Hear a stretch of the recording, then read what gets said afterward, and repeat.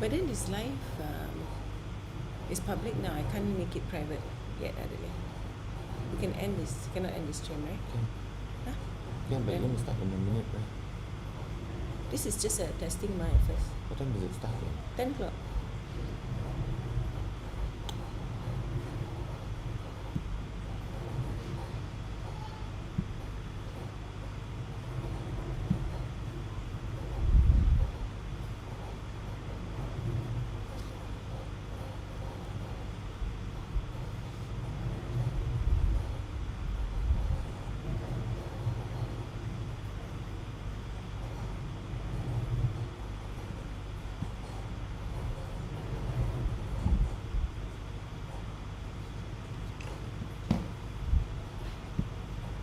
This is not ready to stream yet, right? Because we are testing only, Adelaide. Wait, no. I want Dr. Ray first. Oh, I need to poop again. Doing nothing, right? I just said that word. Yeah, it's on YouTube. Huh? No lah, but it's private.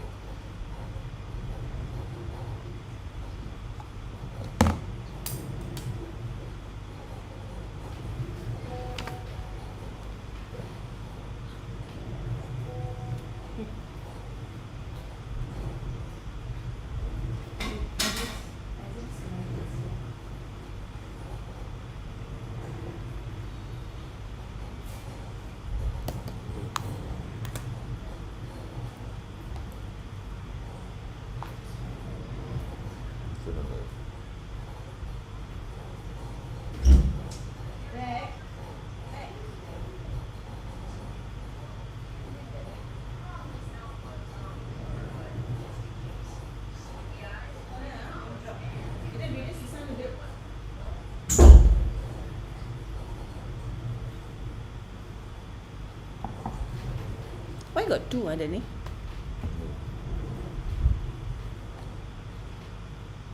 Do you know? One is a live, one is the one you uploaded.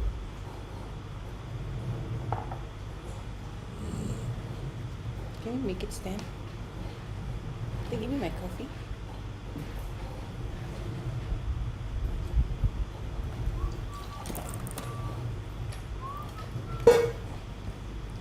Alah, ni mana admit Allah.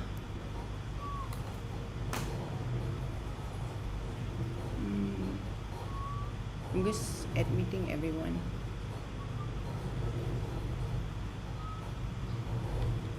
Hello, can everybody hear me? I can't hear myself, I think, Danny. No? I can't hear myself. Do you need to hear yourself? Yeah, like how yesterday was. Hello? Hello, I can hear you. Hi, Eric. Hi, Sasha. Morning. Morning. Hold on now. We wait for the rest. Alright. Alright. Oh, it's a different background. Well, I promised I'll find a different background in the house. Yes. Hi, Elle. Yes, I can hear them. Elle, can you hear us? It sounds a bit different than yesterday. There's like a lag. I'm hearing a lag. Yes, sir. Hey, how come yesterday is different? Elle Penny.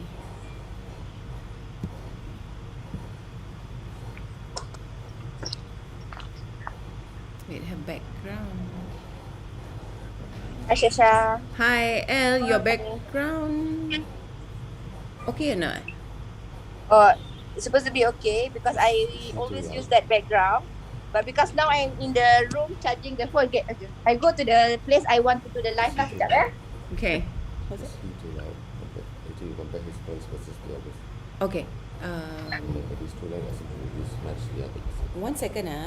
I can hear my voice lag compared to yesterday. Let's see what we do. That means, see? Eric, can you say something? What do you want me to say? There. Hi. Hi, okay.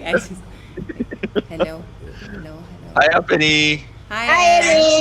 Eric. Hey, good to see you again. Yeah.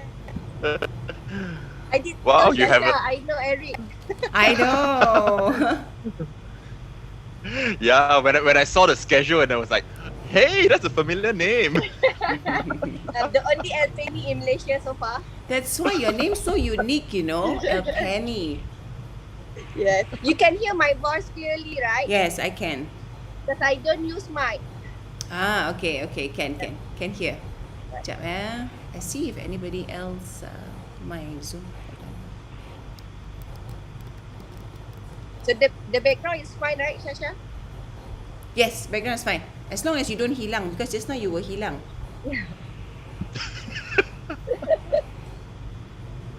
Hold on, Dr. Rachel is coming in. Hi, Dr. Ray. One second. Put it there and get inside. Dr. Ray? Oh, she's connecting to audio. Leave it in. Hmm? You can do without your voice, right? It's better than the live one. Everybody can hear me, right? Yes, Okay. perfectly. Great. Wait, Dr. Rachel. Oh yeah, I Wow. can hear. Right? You got it? We can hear an echo. You know, no, because I'm testing what's happening on the Facebook Live and also on the YouTube. So I'm just hearing, here she is. Hi. Hi, Dr. Ray. Hi. Hi, Dr. Rachel. Hi, Dr. Rachel.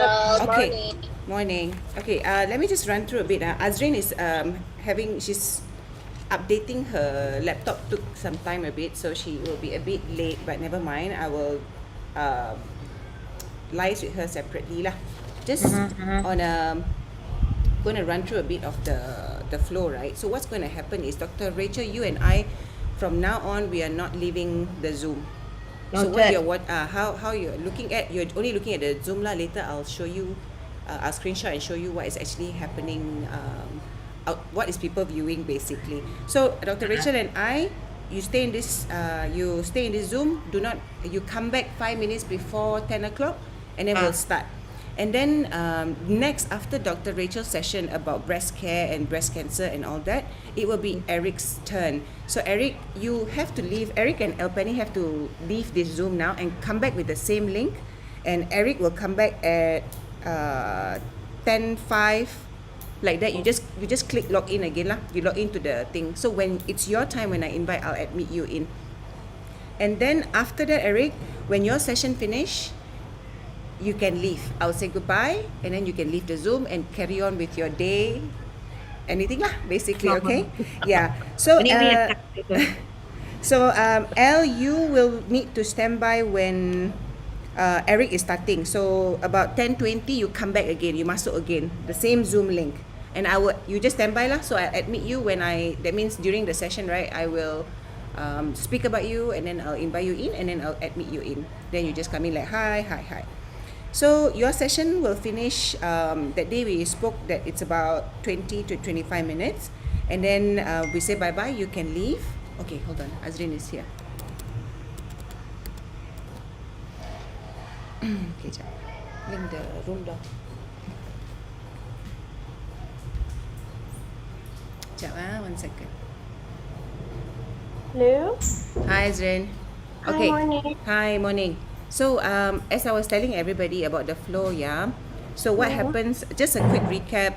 After this discussion right now, everybody leaves this Zoom, okay? And then for Eric, he comes back, clicking the same link at 10:05. Elle will click the same link at 10:20, and Azrin, you will click the same link at 10:45. So you stand by, and then at 10:45, I admit you in. That means whilst the event is happening, when I invite, Dr. Ray and I will be still chatting. When I invite, okay, next we have Azrin Kakak Kondom and all that. And then when I say please welcome, and then I click admit, and then you'll come in. So 10:45 you stand by, El Penny 10:20, and Eric to stand by at 10:05. Okay. Okay? Okay, So, gotcha. So now leave first, right? yes, leave first. You come back, you clicking the same link lah. Okay.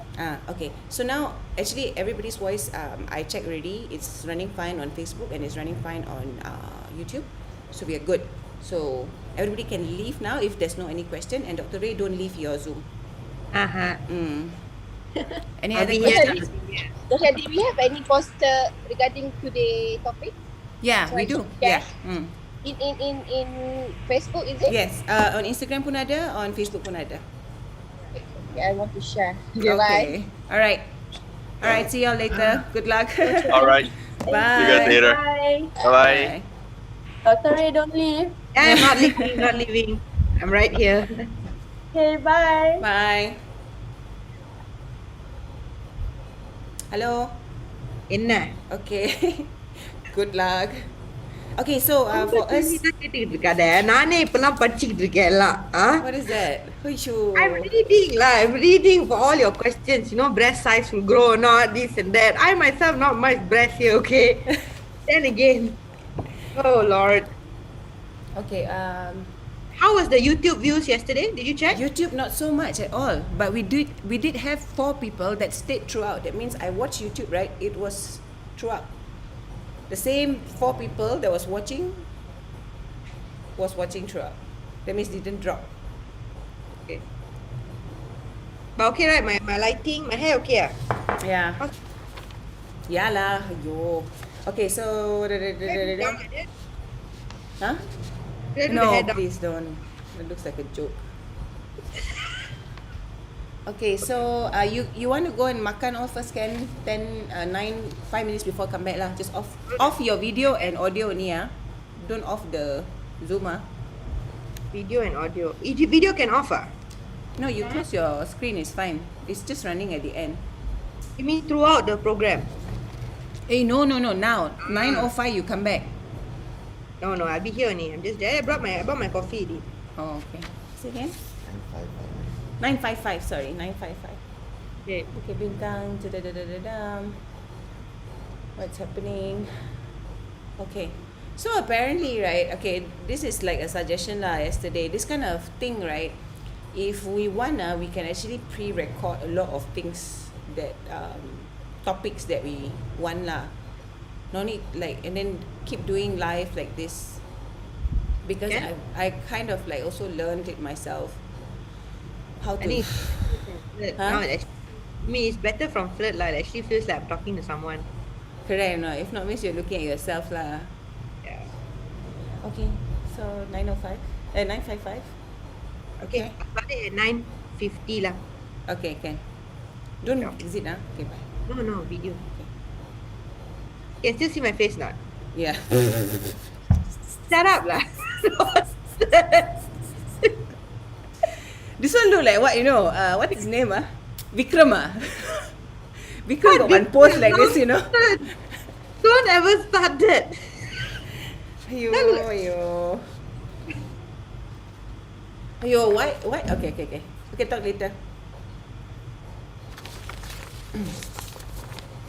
I'm gonna off my... Hmm?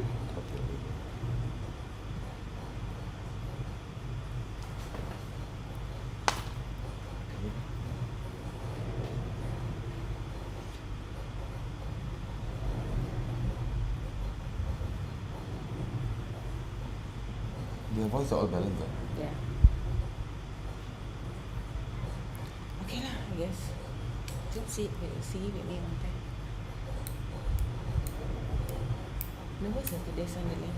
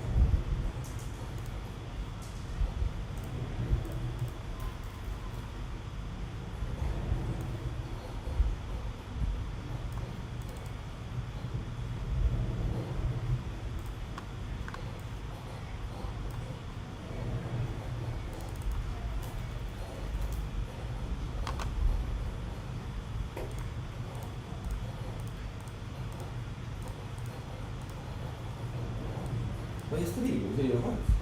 But it wasn't like that. Now I'm hearing an echo. It's more disturbing to hear that, right?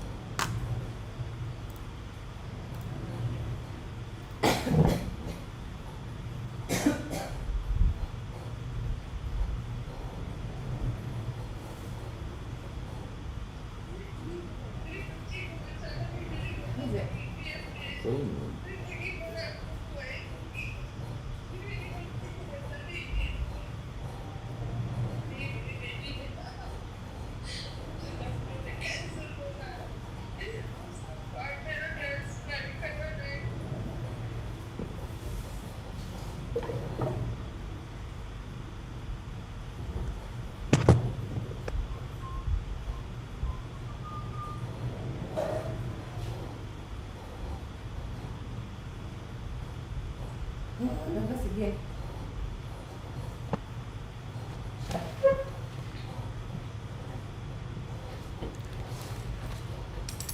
Hello. Hello. Why? So My hair nervous. okay. Yeah. Yes lah, your hair's okay. Face, I use facial wash today. Why normal days you don't use facial wash ah? I mean, do I look fairer? I use the fair one. You what? I Use the fair one to get fairer ah? I look a bit, no? No?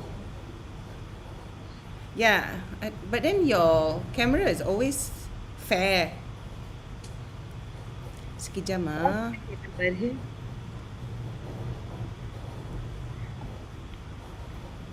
Oh my god. Where's Brian? Going to set up the some back end and then after Y'all that makan going to put not yet lah.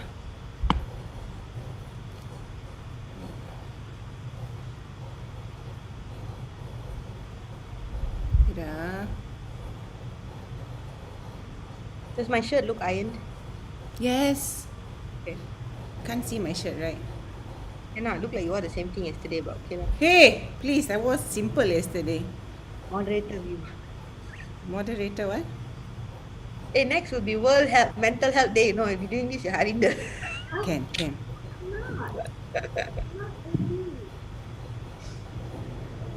Wait ah. Hella, can you remind them to tune in, please? Remind who? My family. அங்கேயே ஒரு ஏழு அங்கே ஒரு 7 பேர் 7 people. Oh, bagus lah. Wait, 5 more minutes ah. What's the name ah? Press Sunday.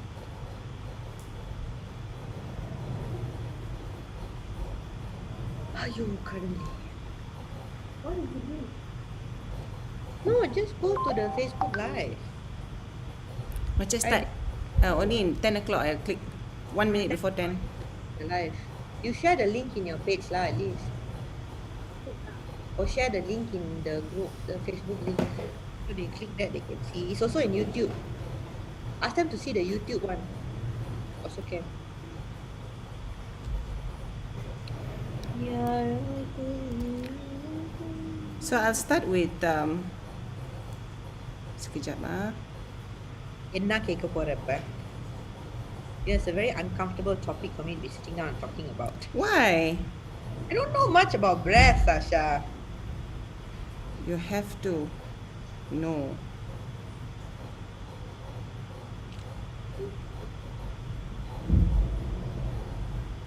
Shit.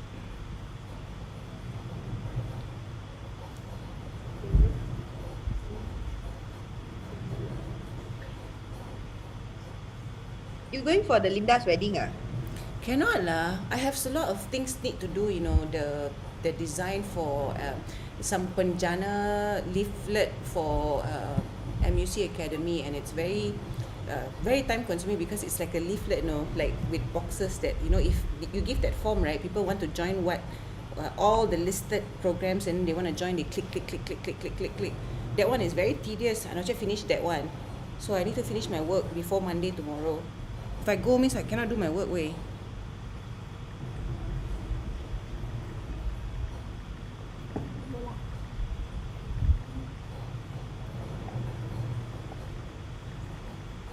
Okay, I'm gonna start in a while.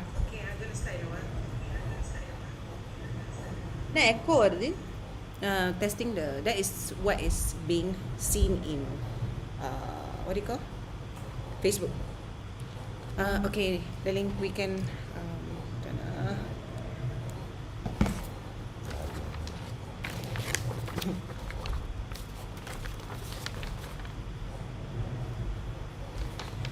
all right. I'm so nervous. Suddenly, yesterday I did this, but I'm still nervous. No. Okay. So I click say this now. We're live, huh? We are live, huh? Oh, Okay. hold on. I need to change this. Breast care, breast pump 101 on breastfeeding and breast confidence. Okay. Betul lah? Okay. Category, no need lah. Science and technology ah. Boleh lah. Okay. Done. Alright. Yeah, we can go live on Live already ah? wait ah, Zoom. Yeah, on we are live on YouTube. Hold on, I'm checking. This is the one. Yeah, one watching right YouTube. now. Yeah. Hold on, I'm checking. This is the one. Yeah, one watching right YouTube. now. Yeah. The echo I can hear Hold on. when you say. Hi everybody, we're gonna start in a while, so just hang in there.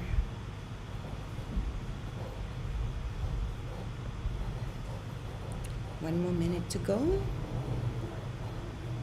Yeah. Yeah, we can go live.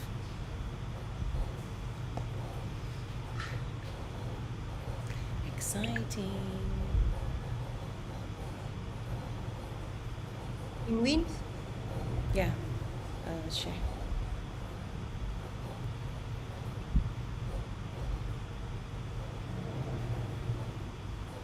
All right, doctor, we are live on Facebook and MUC Clinic's YouTube page. Just give me a second to just share our session for today.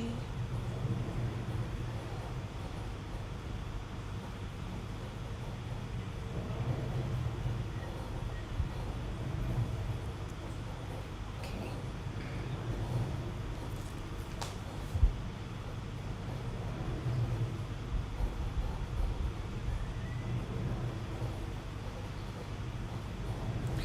Okay, shall we start? Yep.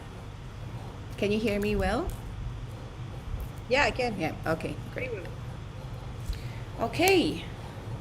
Good morning, everybody. Good morning and salam sejahtera to everyone that has joined in our second session of Let's Talk Ladies, which was set up in conjunction of Women's Day celebration this month that took place on the 8th of March 2021. So we had our first session yesterday where we touched on pregnancy during COVID-19, fertility, and also periods. So if you have missed that session yesterday, you can watch it again on our Facebook page, MUC Healthcare Facebook page. It was a very informative 1.5 hour session. So you could listen in to some of the mummies that gave experience on their being pregnant on with COVID-19. Not with COVID-19, during the pandemic, sorry, that's what I was meant to say. And today, we will be talking all about breasts. I'm Sasha, and joining me today is Dr. Rachel Winston, who is the Center Medical Director of Polyclinic MUC in Bukit Bintang.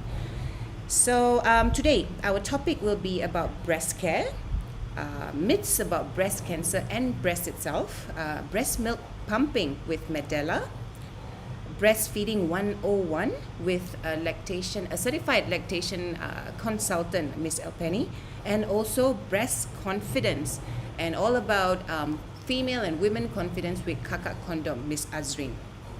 We are looking forward to the next 1.5 hour or so session. So ladies, I hope you stay tuned throughout the whole show.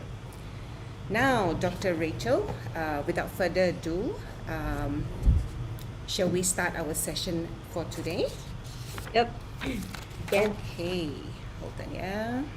Okay, Dr. Ray, is there such thing about breast care? Is there any steps there is to take care of our breasts? And if so, from what age should we be taking care of our breasts? I think breast care is very important from the time you actually hit puberty, because this is a crucial point in your life where these changes actually happen, okay, where you will start developing breast tissue and the breasts actually start growing. So breast care doesn't only just mean physical care, like applying moisturizers to the breast skin to make sure that it's not dry and all that. It's lots more to that. One of the important part is our lifestyle changes that we do. Okay, of course, dietary consumption is very important. Okay, always maintaining a healthy diet throughout our lives, where there is increased fruits and vegetables is very important. Okay, besides that, smoking is something that is a big no, because smoking directly correlates to a lot of complications that can develop within the breast, which we'll be discussing later as well, like for example breast cancer itself. Okay, and always ensuring that there is a good supportive bra, especially women who are pregnant, okay, and women who are breastfeeding, who have got a lot of breast engorgement. This is when the breast actually contains a large amount of milk ducts and milk, causing them to be heavy. So at this point of time, nursing supportive bra is very, very important to make sure that the elasticity of the skin and the ligaments within the bra within the breast is actually maintained.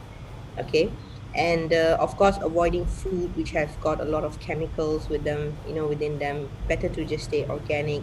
And of course, the most important part of breast care is the self breast examination steps that you have to take on a regular basis. You know, especially when the woman is bathing or having her bath, it's always important to check out for lumps because our breast tissue is very, very dense, you know, and it's important to always make sure that we do not miss out lumps or any kind of swelling which suddenly appears. All right, so proper steps in breast self examination relates to good breast care for any woman and Okay. men. Okay. So, doctor, when you said just now that breast care starts when you hit puberty. So, what are we preventing here? Are we preventing our breasts from, um, sagging, or are we preventing any problems that may arise, or are we preventing cancer at puberty itself, from the beginning of puberty itself?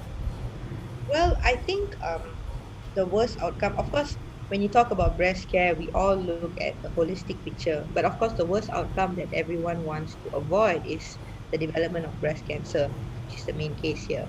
So, proper dietary consumption and a healthy lifestyle from a very young age, will sort of lead to making sure that you protect yourself from outcomes like this, you know.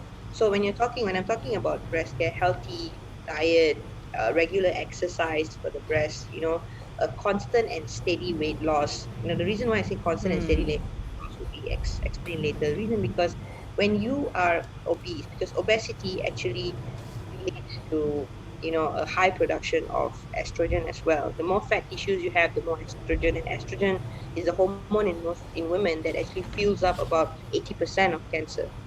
Okay, breast cancer. Oh, so So doctor, it's you're trying to say that for instance myself, if I keep on putting on weight, that means my body is producing more estrogen, yes, because it's fat. So right? that is why it's always important. You know, when there's fat cells, estrogen hormones, you see, it's found in fat cells like this. So it fuels the cancer, it puts them in a risk of actually developing cancer later on in future. Okay, so it's always important to make sure that there is a proper diet, exercise is done. You know, you do not smoke because all these are risk factors to actually increasing the amount of estrogen in our body, which puts women in a risk of developing cancer. And the reason why I said a steady weight loss is very simple because when, for example, women who are obese or who are trying to lose weight, okay, sometimes when you lose weight at a very quick rate, for example, your breast tissue within your breast can actually lose fast, but the elasticity, the skin elasticity has to lose with your weight loss. It has to be together. You see, that takes time. So when you lose very quickly, your breast tissue might actually lose a lot of, might actually reduce and shrink, but the elasticity will take time and will actually cause breast to actually sag. So this is one of the reasons, you know, why weight loss in women who are obese has to be on a steady rate and pace. It's important. Okay, so just now you mentioned about hitting puberty, watching what you eat from very young. I think that's going to be a lot of work to have that in mind. It's not like everybody, the girls hit puberty and their moms come and say, hey, you need to start eating right now if you want your breast to be safe from any disease or being still plump and up there, because that's a whole different topic altogether. If we realize after a certain age, women are very conscious about how their breasts look, and they blame age and all that stuff. So Yeah. if you say, what I'm trying to understand here is that if you eat right from the beginning and you avoid smoking, and sorry, smoking is causes the sag of breasts as well. No, there is, because it's related to this thing called elastin, which also affects the elasticity Mm. of the ligaments and the tissues that hold the breast together.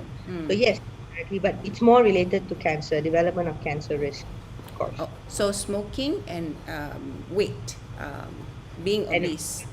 to make sure that they are physically active, exercising, you know. And when I say dietary control, restraints, Mm. is more about not totally stopping meat, but Mm.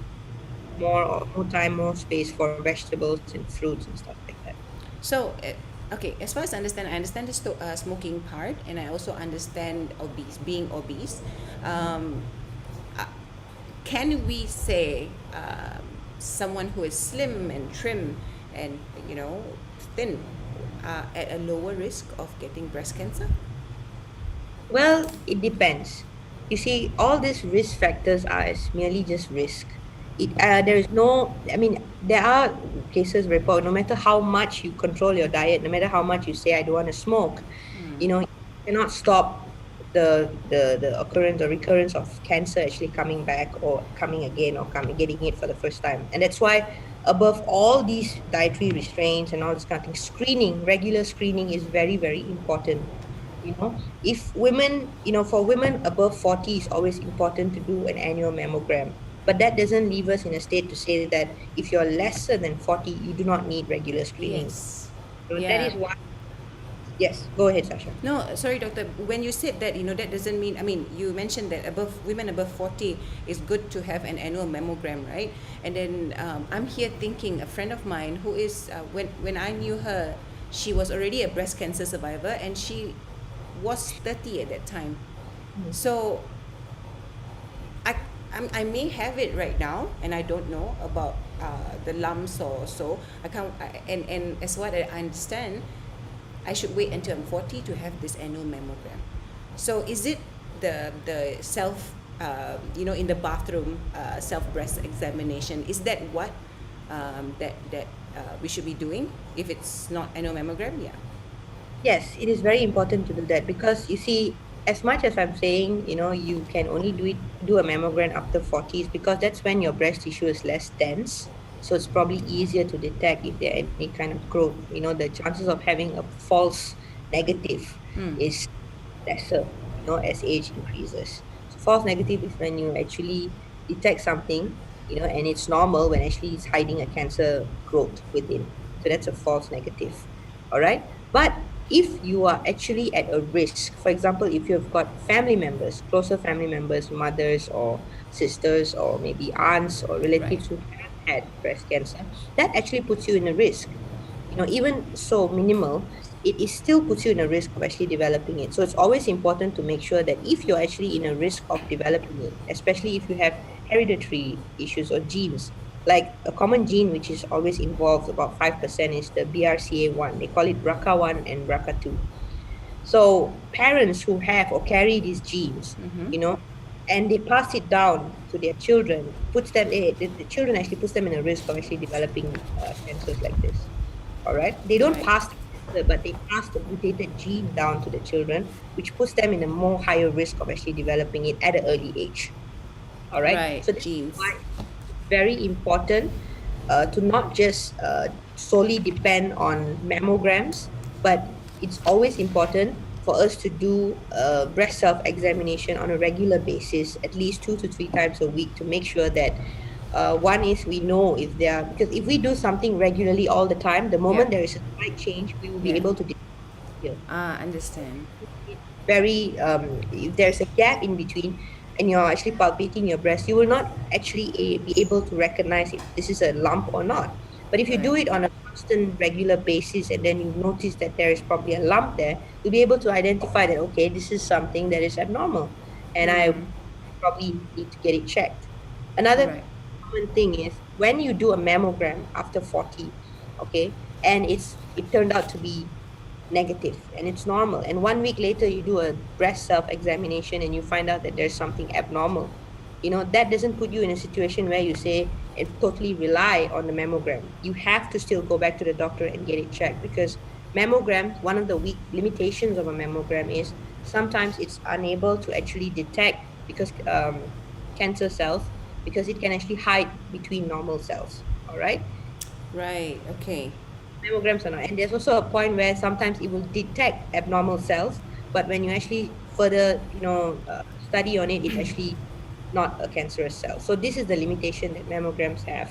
So it's always more than anything, breast self-examinations are something which is very important for all women, and they should actually do it on a regular basis to identify if there are any abnormalities along the way.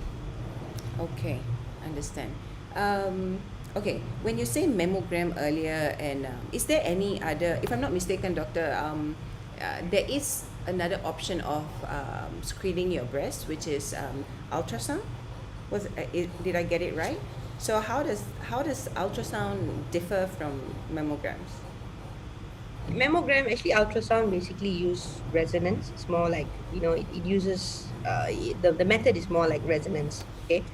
Mammogram uses a little bit, very minor amount of radiation. Okay, but it's lesser than X-ray. So of course, when you talk about ultrasounds, are more towards diagnosing cystic lesions, lesions which are more towards the benign side of it, and also calcified lesions, you know.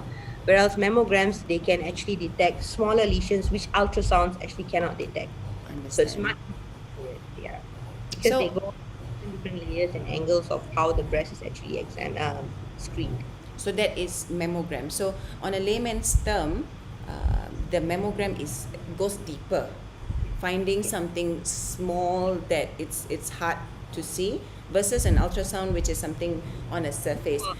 Larger lesions, cystic lesions. Sometimes cystic lesions can happen during hormonal changes for women, menstrual cycle, they can have.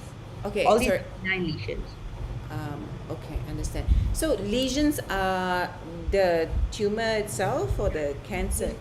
Yeah, Cancer not itself. necessarily cancerous. It can be anything which is abnormal, any abnormal growth or abnormal thing that you detect within the tissue. So, doctor, would you say, you know, the possibility of getting breast cancer is very subjective? Because one, there is the genes that you carry, like what you mentioned just now. Does it mean that if someone in my family or in my bloodline has got breast cancer before or is having, and then I am at a I will be more at a higher risk. Is that what About it is? 10%. Okay, so it's still very subjective. I can and I cannot get it as well. Yes.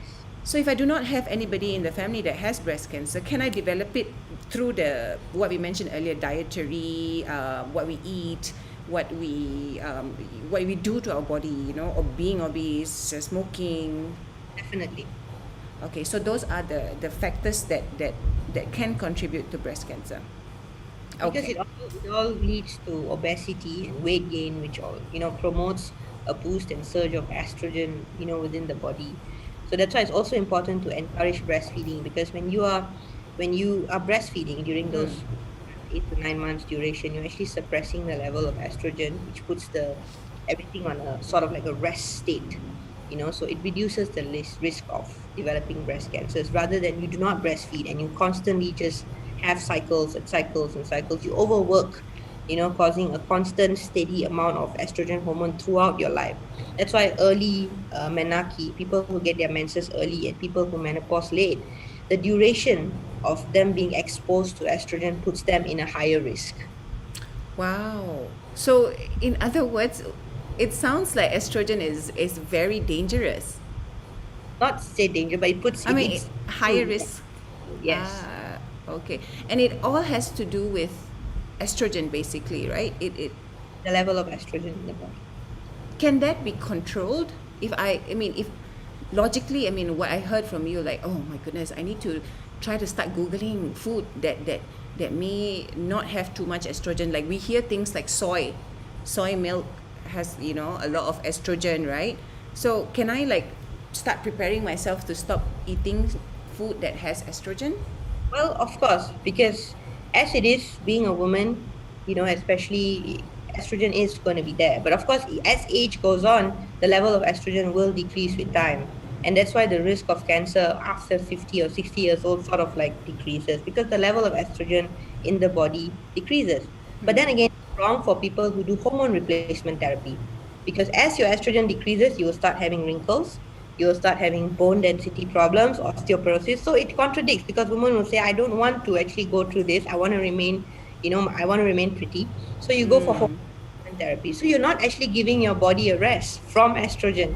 Constant surge of it will put you in risk. And then, of course, your dietary consumptions. It's very important to make sure you take more meat. I mean, more vegetables and fruits rather than having more meat and soy products, which boosts your estrogen even more.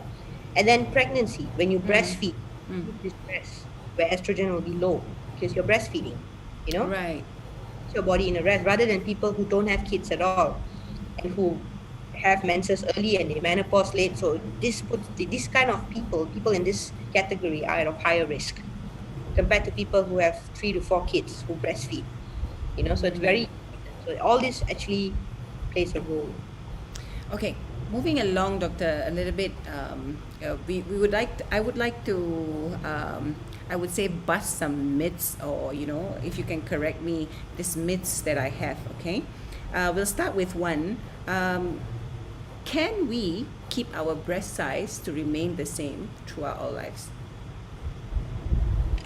Breast size. Well, that solely depends. I think when you talk about breast size, it's more of the skin elasticity that you're talking about, whether it sags or not. But breast size will change with pregnancy.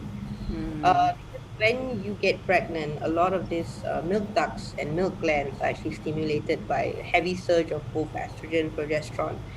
So there will be enlargement of breast tissue. Because of the increase in breast tissue and milk glands and everything, your breast will appear large, and that's when women actually experience a lot of engorgement and feeling of pain, tenderness, and it becomes very tense.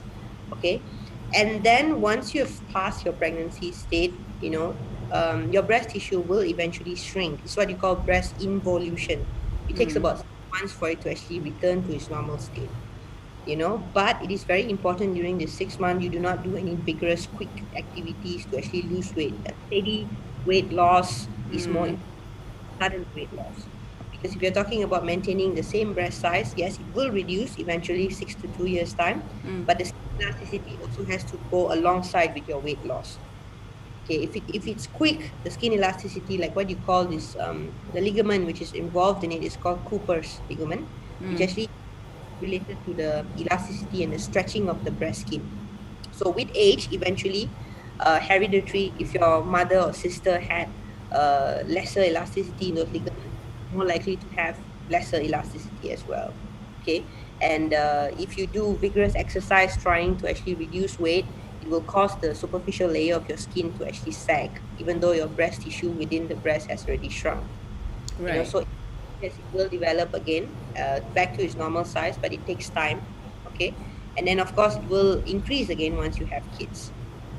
So it's very Okay. important. Another thing is also nursing supporting bra. Right. When your breasts are actually bigger, do not try and maintain the same bra. Always wear a bra which is supporting the size.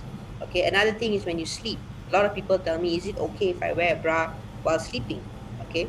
Will I get cancer? And that's not the case. There is no risk of cancer when you wear a bra while you're sleeping, because when you people Ah. with yeah, go ahead, Sasha. No, sorry, doctor. That is the question I'm going to ask next. When you're saying there's no risk of cancer if you wear your bra and sleep. So okay, sorry, you were saying, doctor. There's no risk because a lot of people, you see, people with larger breasts usually have a little bit of pain when they are actually sleeping because of the sagging. All right. So wearing a supportive bra actually helps and gives them more comfortable sleep. Right. There is no documented evidence saying that there is actually risk of cancer when you wear bra while you're sleeping, especially people with silicone implants. It is advised to them to wear a soft bra, which also enhances the circulation while they're sleeping. So it gives the silicone more to be able to actually sustain longer compared to people who just do not wear anything. Okay. So that part, that myth. I mean, you just explained that myth, which is the next myth I'm going to ask. So, um, oh, this is a question actually from myself, because I have read before about how cancer is related to sugar. If you have cancer, and then if you completely omit sugar immediately, then you can help the cancer to not.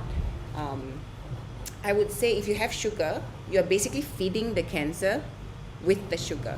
So if I actually have like there's stages, right, when it comes to breast cancer.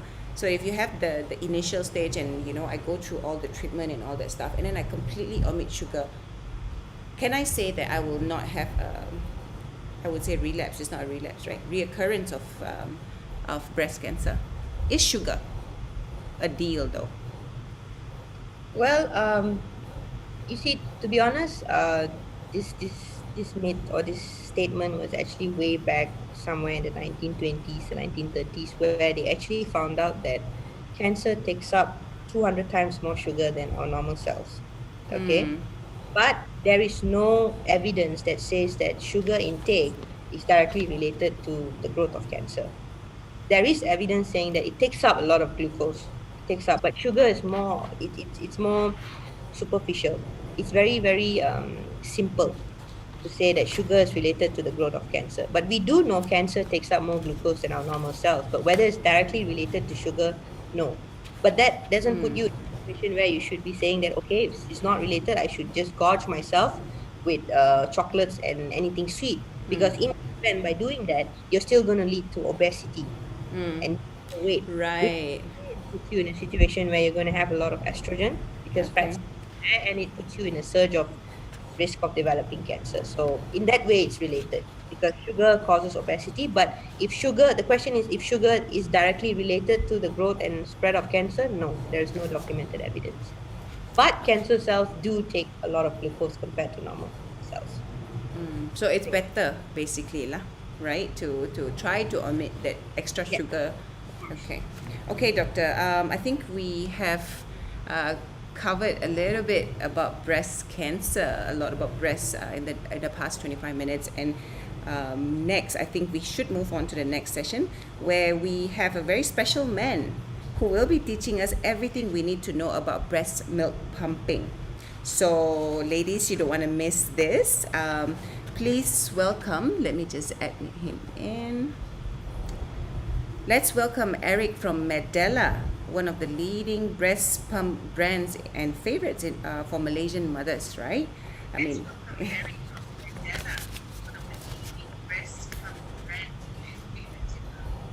hi, Hello. Eric. Hi. Hi. This is very interesting. I can't wait for your sharing session. Okay, how are you today, Eric? I'm very good. Thank you very much. Thanks for your very interesting introduction for a very special man. Yes, of course.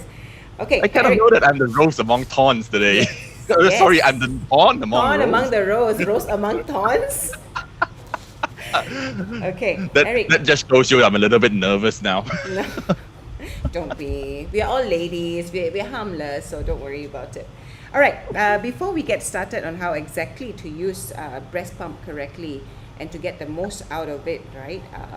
I'd like to touch on: are there any pros? No, we all know about the pros, but are there any cons when it comes to breast pumping versus breastfeeding directly? Yeah. Well, I think first of all, let's look at it this way, right? We all agree that I think we all have to agree that breast milk is the best. Right? It's really the best possible nutrition that you wanted to give to your baby, and you want to prolong that journey for as long as possible. How breast pump fits into this journey is that it facilitates the hopefully, the longer you use it, the longer you continue to be able to produce breast milk for the baby. So now then, when you look at the cons of using breast pump, I think let me try to summarize it maybe into two components of it. I don't think there is really a con in using breast pump, Right. but there is the understanding of how to properly make use of a breast pump that will result in negativity that comes out of it, right? So what do I mean by that? I think there are a lot of myths around that associate breast pump with milk ducts being blocked. There is a lot of association with breast pumps. I think if you just Google it on the internet, you see bleeding nipples, bleeding breasts, and people showing a bottle of pink color milk after pumping. So there are certain degree of questions or challenges that's associated with using a breast pump. So I think it all comes back to how do you actually make use of the breast pump the right way, and how do you actually look out for the right things when you're choosing your breast pump so that you don't get into those situations. Oh, Right. okay. So when you say look out for the right things when you're looking for breast pump, what should I look out for? Like- I think it comes back to the understanding of the lactation journey and what actually produces milk. I think there is one myth around that associates using the breast pump and using a very strong breast pump actually gives me a lot of milk. I think there is this kind of conversation going around. But understanding the lactation journey and understanding what actually produces, how milk production is being produced. I think one very important component of it is actually oxytocin. It's actually one of the main component or one of the main what do you call it? Things that stimulates the letdown effect, stimulates the milk ejection reflex, which is what actually produces the milk and release the milk from the body. Right. So now this particular thing, all of a sudden the name eludes me now. Oxytocin Tocin. is closely it's the same thing that is actually causing your orgasm. So so you can kind of associate the letdown effect, the milk ejection reflex, to having an orgasm. And what creates that orgasm is actually the level of comfort, the level of feeling good about it, the level of relaxation that you get. These are all components of what actually produces, help you produces milk. So Right. now you pull that back in and look at how vacuum strength is actually associated with it. Having strong vacuum strength, does it make you feel good? Does it make you feel relaxed? Maybe not so much, right? So I think there is this myth around high vacuum strength give me more milk. I think that's a different understanding. It might give you more milk in the short term because it helps with the extraction, immediate extraction, but in the longer term, it actually does not does well. And that a lot of time is closely associated with having damaging your nipple, having damages on your breast tissues, having damages on your, and if there is if baby bites on the nipple and you ended up with a slightly bleeding nipple or Right. inflamed nipple at some point in time, you end up with a bottle of pink milk. So choose when it comes back to choosing that breast pump, right? It's really about looking at something that's comfortable and nice. That you can use it for a long time and not just focus on having very, very strong strength. And we used to joke this around the company, right? That if you're really looking for vacuum strength, Use the maybe vacuum. using a vacuum cleaner might be good. Yeah. And there are very good vacuum cleaners out there now. There. Okay. So I think, I mean, breast pumping is inevitable to, moms who want to breastfeed, and I mean, especially in this day and age where women are no longer just always around their babies to just, get a latch on as well. And I think Medela itself has, I think you guys have been in the industry for so long that there's different variations, like what you mentioned just now. It's not just about vacuuming anymore. It's, I think, trying to mimic the actual, like, the latch of a baby is what y'all are doing. So Eric, how to use breast pump the right way? Is there a right way? Because for me, to my experience, when I was breast pumping, the last was 6 years ago. For me, my idea was the stronger, the more milk. I just want to get it over with. So is that a right way? Correct. It's true, it's like always I'm in a competition with myself saying, oh no, this is not sucking enough out. So is there a right way to do it, to breast pump the right way? Yeah. Right. So what I have with me today is something very cute, right? So I have a little breast model. Oh, okay. It's a so little cute. one. Yep. It's very little. Yep.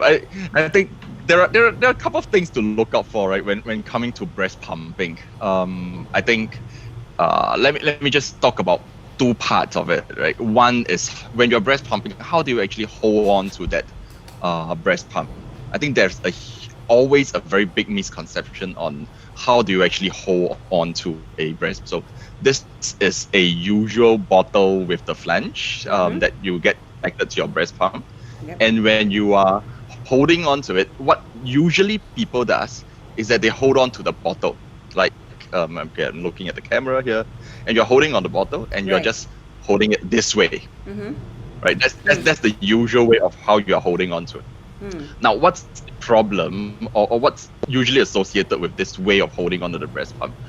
Because breast pump is if you're fast with it, 15 minutes. If you're not, 30 minutes event, right? So as the milk increases, the milk volume increases, your hand tends to get tired. And what Yeah. then happens when you're holding onto the breast pump? You would just skew it down. You just rest it down onto your body, right? So your hand gets you can't always hold it upright like that after 20 minutes. Once you hold it down. So once you hold it down, what happens is that if you're on the breast, okay, you are actually depressing the bottom part of the breast. Right.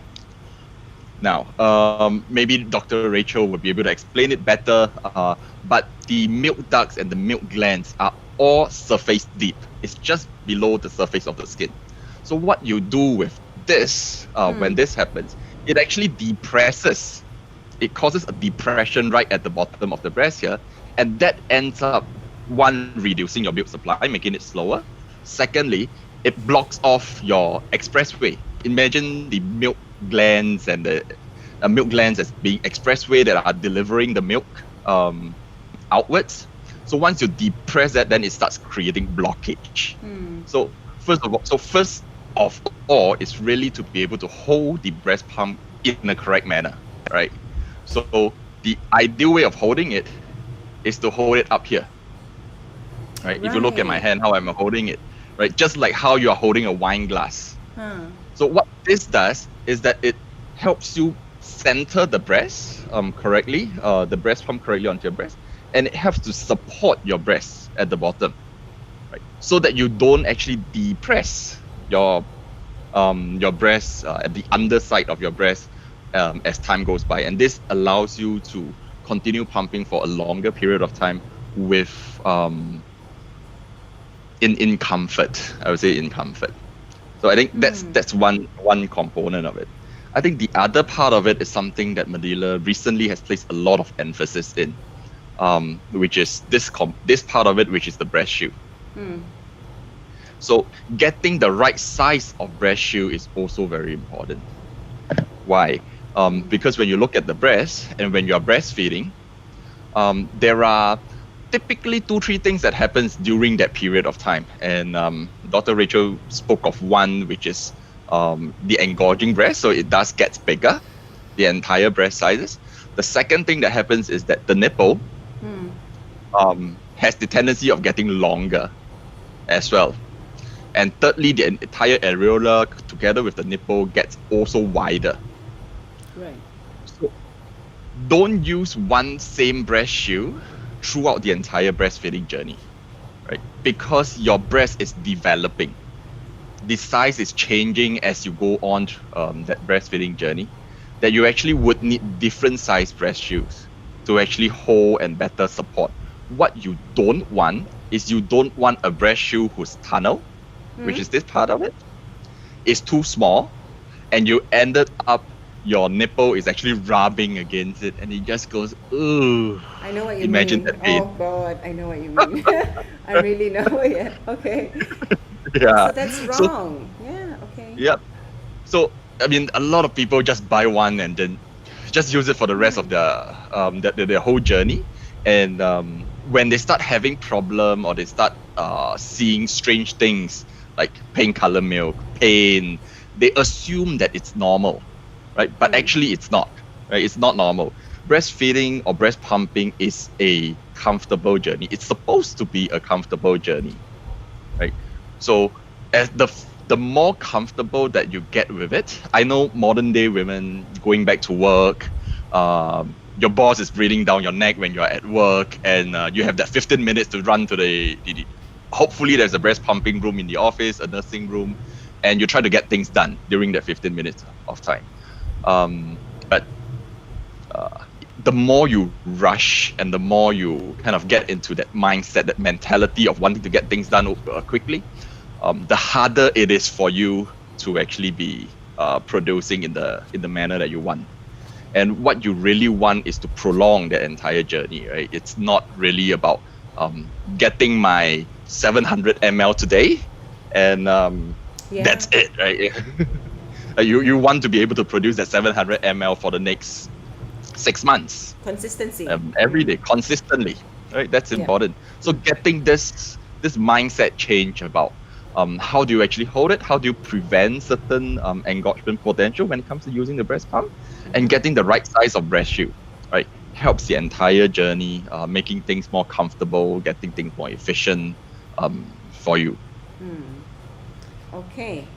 So as far as I understand, the important things to keep in mind is you must hold the shield, not the bottle. That's where, you know, the mistake always happen. We always hold the bottle, right? Like this. Yes, correct. And do not use one breast shield, which is very true, because I like what you mentioned just now. When the thing engorges, then like the shield will become too small for the breast, right? And then if the nipple is actually stuffing its way through the tunnel, then it's wrong. Then that's where all the problems come, and pain and all that stuff. So Eric, I wonder, you know, is there a difference, a manual and auto breast pump, or is it just, you know, up to you if, you know, if you have enough energy to pump with your hands, the you know, the breast pump with your hands, or is there any difference? Will either produce different amount of milk or? Good question. Very good question. I think we what we always relate back to is how the baby is doing it, and we think babies are affectionately the best suckers around. Right? They are extremely efficient in extracting milk and extracting breast milk from the body. So Medela did a lot of research on how baby is actually sucking breast milk and how they're behaving on the breast. And what we do realize, of course, is I think you may have heard of this before, that Medela has introduced many years back what it called the two-phase technology. And during the initiation phase, which is the earlier the first phase that you start into. So once you start breast pumping, it naturally goes into the initiation phase. And then once after 2 minutes of initiation, it goes into the breast pumping or the expression phase. So during the initiation phase, what the baby does is the baby suckles on the breast 120 times a minute. Right? Wow. So that's really fast. He literally goes Yeah, two sucks in 1 second, basically. Yep. Very fast. So what that two-phase technology aims to replicate, of course, so during the initiation phase, it stimulates. So you would actually see it rapid suction during the initiation phase of anything between 100 to 120 times per minute. That's the ideal initiation process to go through. Now, your questions on whether manual or electric, I think that comes to how. Yeah. Because, if you could do this, right. yes, So that you means can. I have to mimic the, you know, two squeezes in 1 second. If that's what you're trying to say, right? And if it's the auto, then the machine itself will do the work of the 2 seconds per 2 sucks per second. Did I get it right? Exactly. So it comes back to choosing your electric breast pump again, right? Whether that breast pump is able to mimic that 2 sucks per second or about 100. I mean, I think 100 is an easier number to remember. So about 100 sucks in 1 minute or 100 stimulation in 1 minute. I think that's the thing that all of us ladies, husbands need to look out for when they're choosing that. Then in a manual pump, it's really like, yeah, if you could do that consistently, then it's all good. then it's all good, right? Because what that does is that it stimulates you to for you to release your first milk ejection reflex. So once you have your first leg down, you could then go back to the manual pump and slow and steady and stronger extraction. That's perfectly fine. I think the difference between a manual and an electric is really on how long can you use it for. Correct. And yeah, so our recommendation is usually that you use a manual pump on occasional use. If you need to go out and do a quick lunch date with ladies and and you want something discreet, right? Electric pump usually comes with a little bit of sound and a little bit of noise, and if you have to do it in if you have a nursing room, fair and good. If you don't, then you want the person in your next cubicle to listen in to what you're doing, then not everybody is comfortable in those scenarios. So a manual pump advantage is really that it's discreet. Electric efficiency. We can hear it, right, as well. Okay, Dr. Rachel, I have a question for you.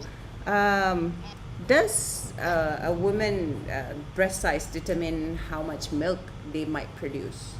You know, let's say if women, lady A has bigger breasts and lady B has a smaller breast. Does one take out 700 ml, 70 ml, and then another one take out 30 ml? Does it matter? No. Breast size, there's no correlation to how big your breast and how much milk you actually produce. Sometimes a person who is very thin, who has very small breasts, it's the ducts inside that matter. They grow. The breast size doesn't correlate to how much milk you're actually producing. Both a very thin woman and a person who is obese would produce the same amount of milk. Okay. There's no relation. Okay, another question I had just now, Eric mentioned about holding the shield right, because if you hold the bottle right, then you basically like you tend to get tired and then you tend to stop the duct, right? If it goes this way, is there any other I would say any other effect besides this that can cause the duct to be blocked in a way? Is there any other thing that if I didn't eat properly, or is there any other, you get what I'm trying to say, the milk duct, is there any other things? Moms who are having cancer, because they will have the tumor actually grows, sometimes they call it tumors that grows within the duct itself can cause this kind of block. It's not that they cannot breastfeed, but the thing is it will cause this kind of block, causing a very limited amount of milk that comes out. But of course, the other more common one is what Mr. Eric spoke about, in which is the positioning of where you actually hold the cup, because most of the ducts are actually dense at the center due to gravitational effects. So Okay, so can someone who has breast cancer, and I'm not sure if they are allowed to have children, but if they do, can they still breastfeed? depending, because breast milk is bilateral, it's both sides. So sometimes it's only the one side of the breast that is affected with the cancer, not the other. So it depends solely on how extensive the cancer is for them. Okay, thank you. Eric, do you have anything else to add in? No, if there's any questions from the audience, I'm happy to check them out.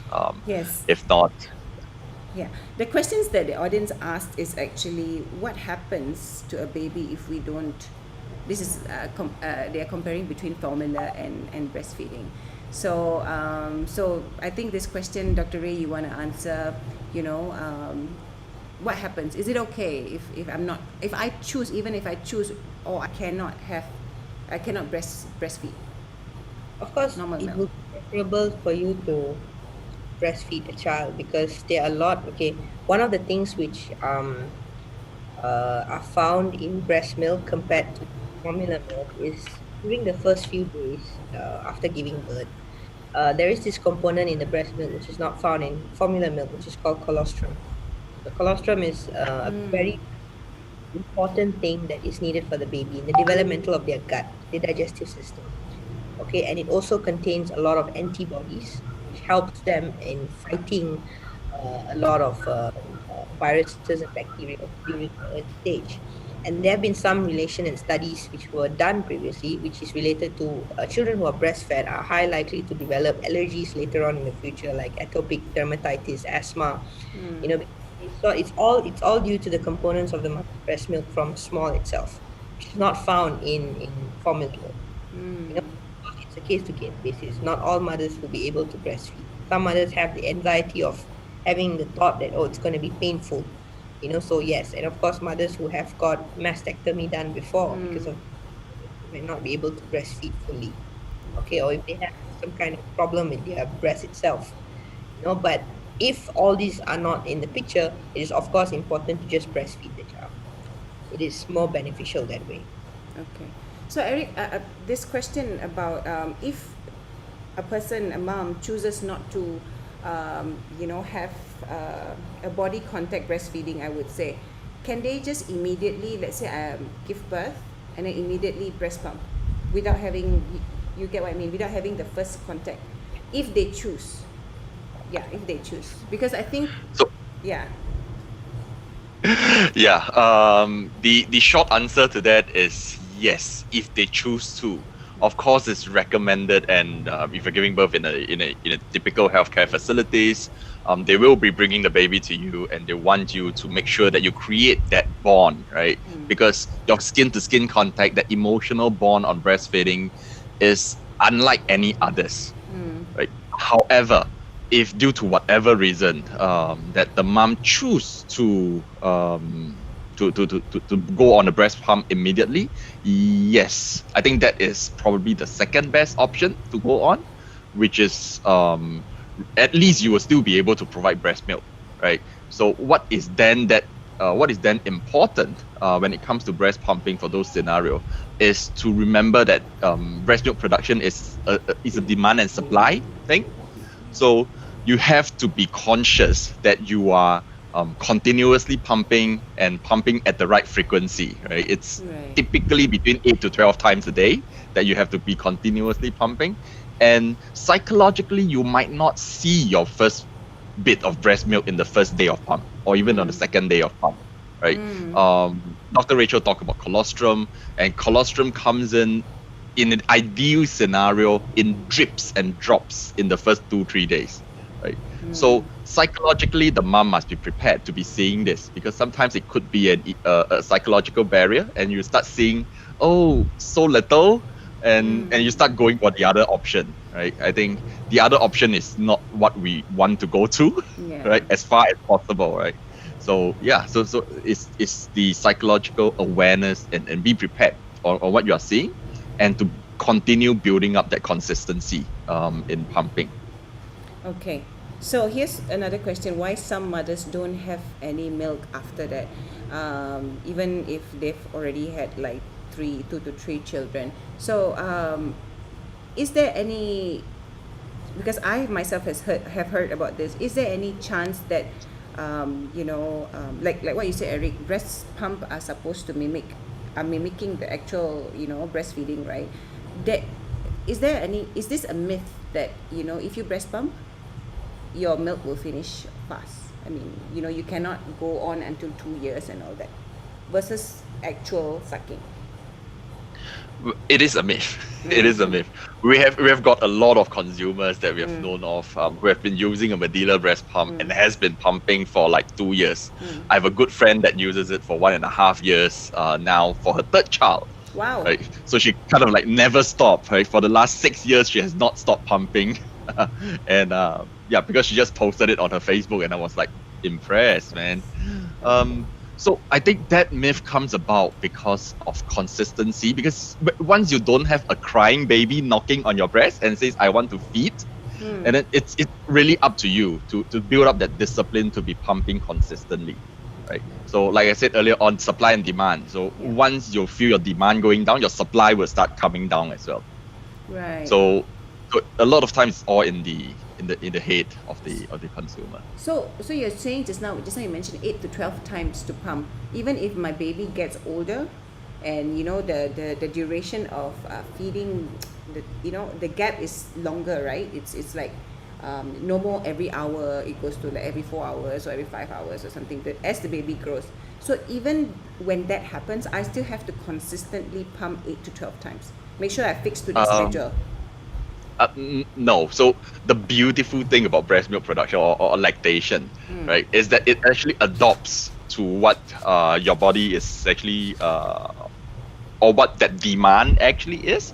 So if the feed is actually reducing, what we do recommend is that for the first month you pump between 8 to 12 times, so that you build up that consistency, right? From your after your first month and from there on, then it really you can scale it down. You can scale it down to 6 times a day, throughout the entire day, and a lot of times depends on how frequently your child is feeding, and especially when it comes to after the 6 month, when you start introducing other food, other water, solid food to the baby, then that could come down a little bit even more. But if you, I mean, I've known of people who simply wants to continue pumping because they just have a race with themselves. I want to continue pumping and creating the same production, right? I need to fill up my fridge. Right. So I think that's a different thing. If it's just on a maintenance schedule, yeah, I think a good guide would be how frequent your baby is feeding, or what your body is telling you. Right? If you're feeling the engorgement, you're feeling that your breast is full, it's time to release the stress, to release the pressure from the breast. Okay. All right. I think that's all that we have for today. So thank you, Eric. Thank you for your very lovely sharing session. Next up. Okay. So see Thanks, you, Eric. Yasha. Thanks, Dr. Rachel. All right. Bye-bye. Bye.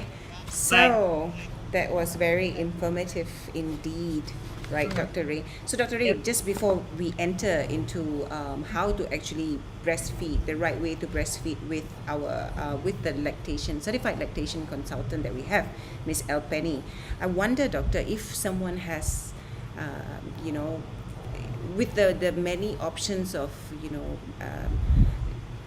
augmentation, breast augmentations out there, right? Let's say from having silicone to actually having silicone put inside our breasts to make it bigger. Another one is I think there's some Botox thing that you can do to lift our breasts and all that. If we go that way, what are the chances of breastfeeding? Can we still breastfeed?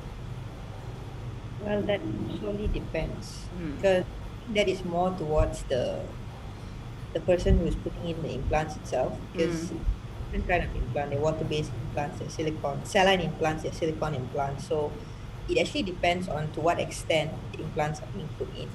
Because if it doesn't affect the growth of the ducts, then there is no risk. But if it does, most of the time implants are usually put in for cosmetic purposes. Most of the women do not really engage in pregnancy if they have implants.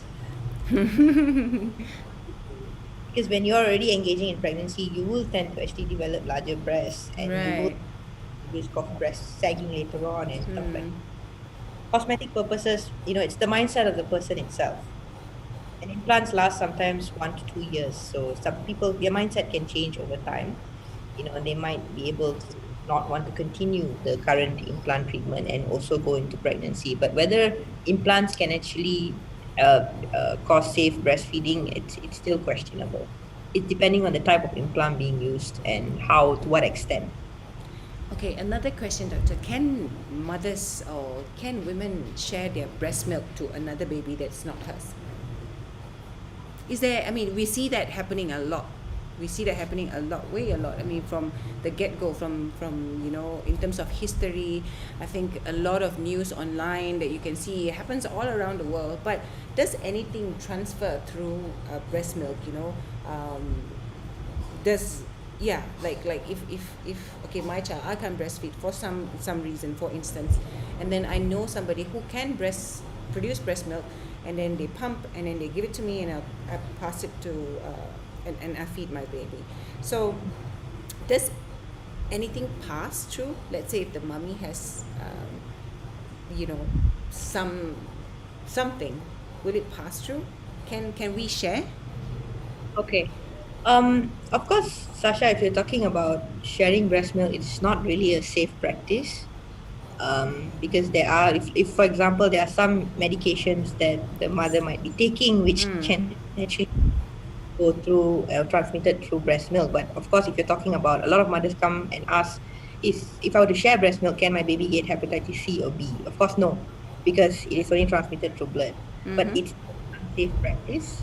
But at the end of the day, if you're talking about nutrition of the child itself, some mothers feel that maybe they are not as healthy as, to actually give breast milk to their child. They will result in probably asking a close friend who is also lactating to also give the milk, to make sure that the child gets the best antibodies, the best nutrition. People who cannot afford formula milk, so they result into this. But of course, it will be a practice that will not be encouraged actually. Okay, thank you, doctor. So we'll move along to the next session, which is breastfeeding 101. So for those out there who wants to know how to get the most, or is planning to have to get pregnant and have a baby soon, how to get the best out of breastfeeding. So we have Miss El Penny from who is a certified lactation consultant, who will be sharing with us everything we need to know about breastfeeding, the actual breastfeeding with the latching baby's latch. Hi, Elle, how are you? Hi. Hi, thank you. Sorry, we got carried away with the questions earlier. Okay, Yes, sure, no problem. Elle, I heard that you are the person to explain everything about breastfeeding. So when it comes to breastfeeding, where shall we start? Is it the baby? Is it the mother? Siapa dulu? I mean, is it is it something that lepas I beranak I will feel straight away that it's time to feed, or do we hear the baby cry and then it's feeding time? All right. Okay.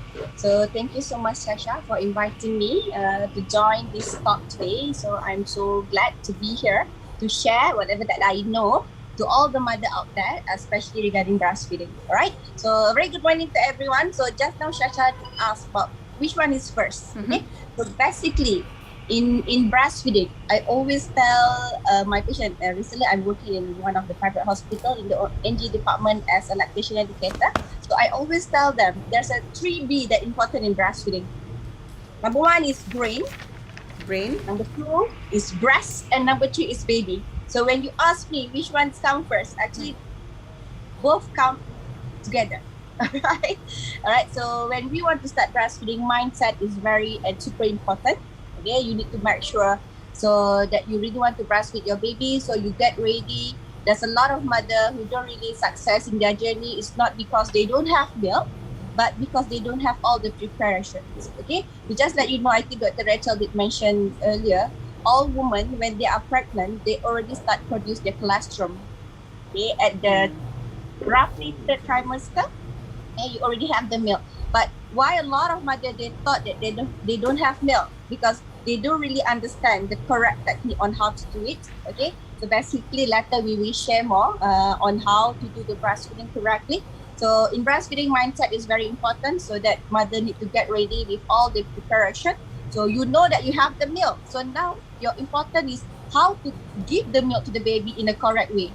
Right, to make sure that the baby get the milk that you already been produced. Okay, so number 2 is the breast. Okay, so like I mentioned earlier, mother during pregnancy, actually all the hormone that you have during your pregnancy prepare your breast for the breastfeeding. Later, once you have your baby, okay, you start producing colostrum during pregnancy, and few days after delivery, by the 3rd day to 7 days, you have your transitional milk. And after that, you have your mature milk. So for a mother, they need to understand regarding the transition of the milk production, so that they will understand what's happening in their body, so they have a good mindset that they're supposed to have enough milk to their baby. And number 3 is the baby itself. Okay, so basically, healthy baby, the baby is supposed to know how to do it correctly, but with a mother guidance. Okay, so breastfeeding is not like you expose your chest, put your baby there, the baby will crawl, and the baby will do it by themselves. Okay, basically they will do that, but either they do it correctly or not, that is a responsibility as a mother. to tell our baby either they are doing it correctly or not. So that's the reason why mother have to have a very good mindset and a very good basic knowledge on how to guide the baby, so that whenever they go to the breast, the baby is sucking correctly and the milk is transferred to the baby. Right. Ah. Right? Okay. And if Shasa is asking when is the best time to start breastfeeding, actually don't wait for the baby to cry. Okay, basically in labor room, mother can ask for skin to skin contact, like what Eric mentioned earlier. Skin to skin contact is very important. So depending on the baby condition, if your baby is well, the baby is crying very well, you can just start straight away the feeding in the labor room itself. Straight away, just put on your chest the first 1 hour after you deliver your baby. We call that as a golden hour, where that is the best time for the mother to initiate the breastfeeding actually. Okay. So Elle, so for a first time mom, right? I think looking back at my experience as well, my own personal experience, first time mom, I didn't know, I didn't have my golden hour and all that. It was very uncomfortable. You know, whatever that was happening, also it was, you know, out of the body experience what just happened, right? And then Yes. I had this thing where my baby didn't wake up, you know, so extra long. It's not like every hour my baby asks for milk. So I remember that one time he was just 1 day old. He can sleep through 4 jam, you know. But I never wake him up to feed, which was wrong. So Yeah. that's Does your why. baby have jaundice?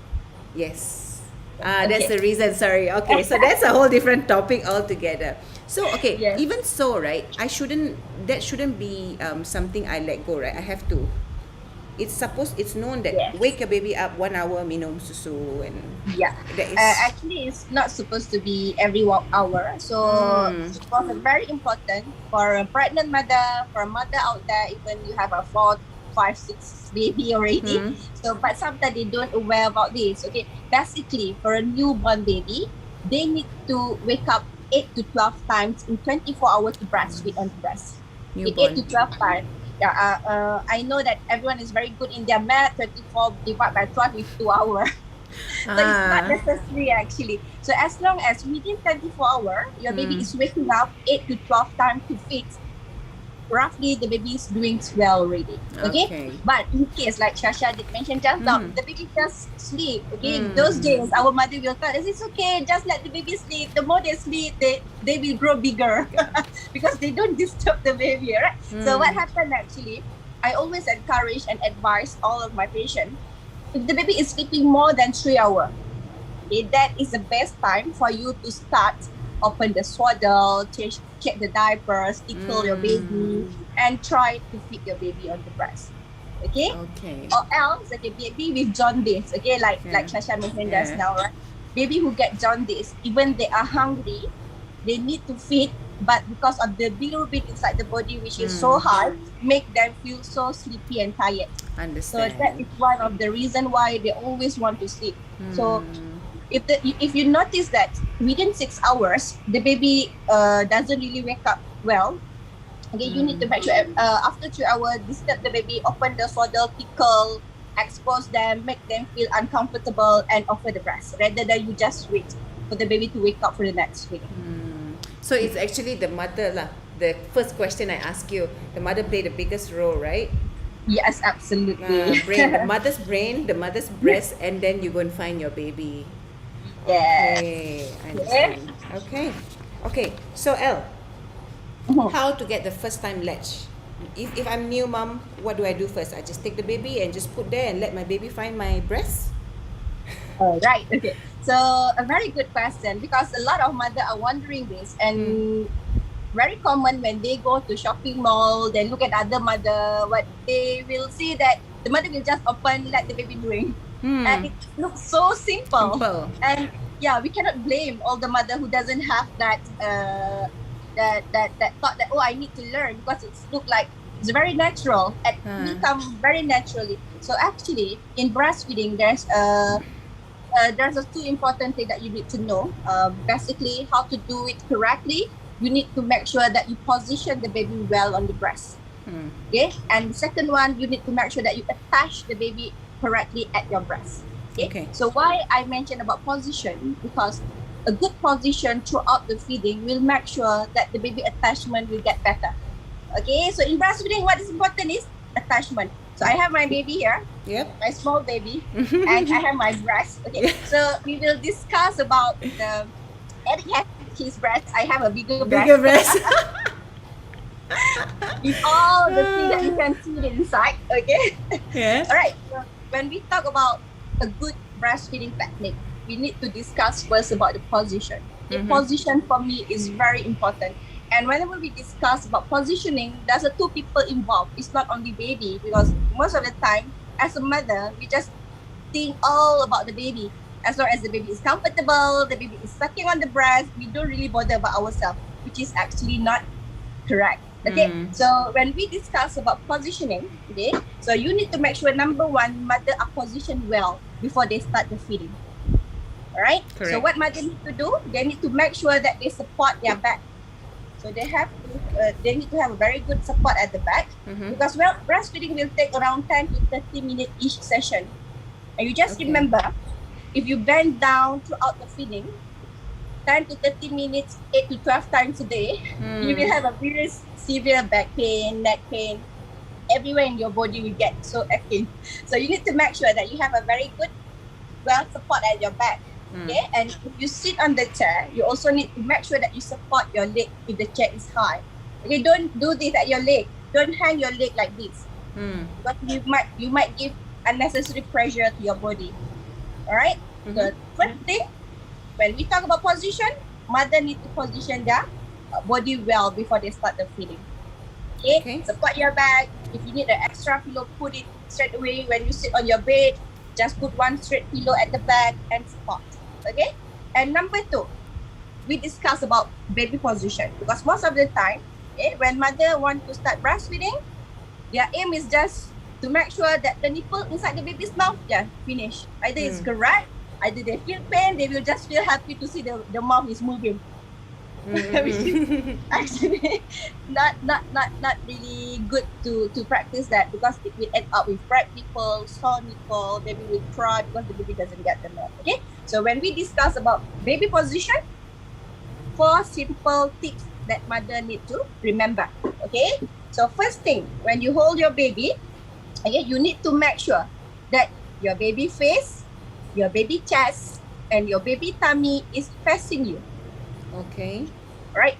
Basically, the whole body need to facing the mother. On how you want to do it is up to you. Either you want to hold it one hand, or you just want to turn it like this. But that is the first step.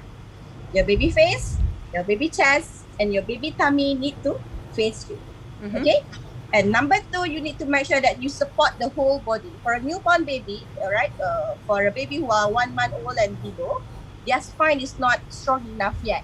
So you need to make sure that you put your hand is either underneath the baby's buttock or at the center of the baby's buttock.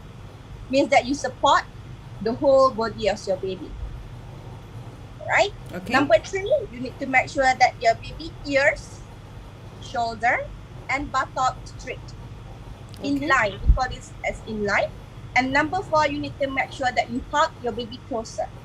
So in a way for you to do this, you need to remember whenever you want to start breastfeeding, your baby need to come to you, not you put your breast into your baby's mouth. Okay, when you start to put your breast into the baby's mouth, this is when the nipple feeding happen, not breastfeeding. It means that the baby only feed on the nipple, not from the breast. Right? Okay. So 4 simple things.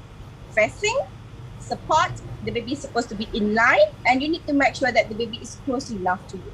Okay, that is for the baby position. Just now we already discussed about the mother position, the baby position. Now only we need to discuss about attachment. Okay, so as a mother, a first-time mother, you need to understand about the a little bit of your anatomy of the breast. Okay, so basically, mother, we have a nipple. Okay, this is the nipple, and you see the round one. Okay, this is the areola. Areola. Okay, so, okay, Shasha, where baby supposed to drink? The whole thing, right?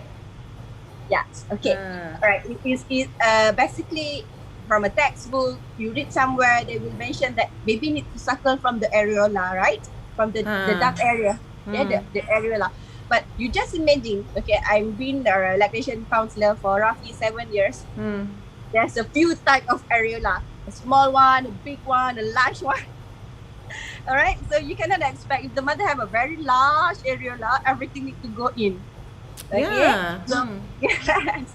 So basically, okay, when we let the baby drink from the breast, okay, the baby need to suckle from the areola, not only from the nipple. So this is where just now I did mention in breastfeeding, you bring the baby to the breast, not the breast to the baby's mouth. Okay, as a mother, we love our baby so much, right? So when we look at the small mouth opening and we feel pity, we try to help by putting the nipple in.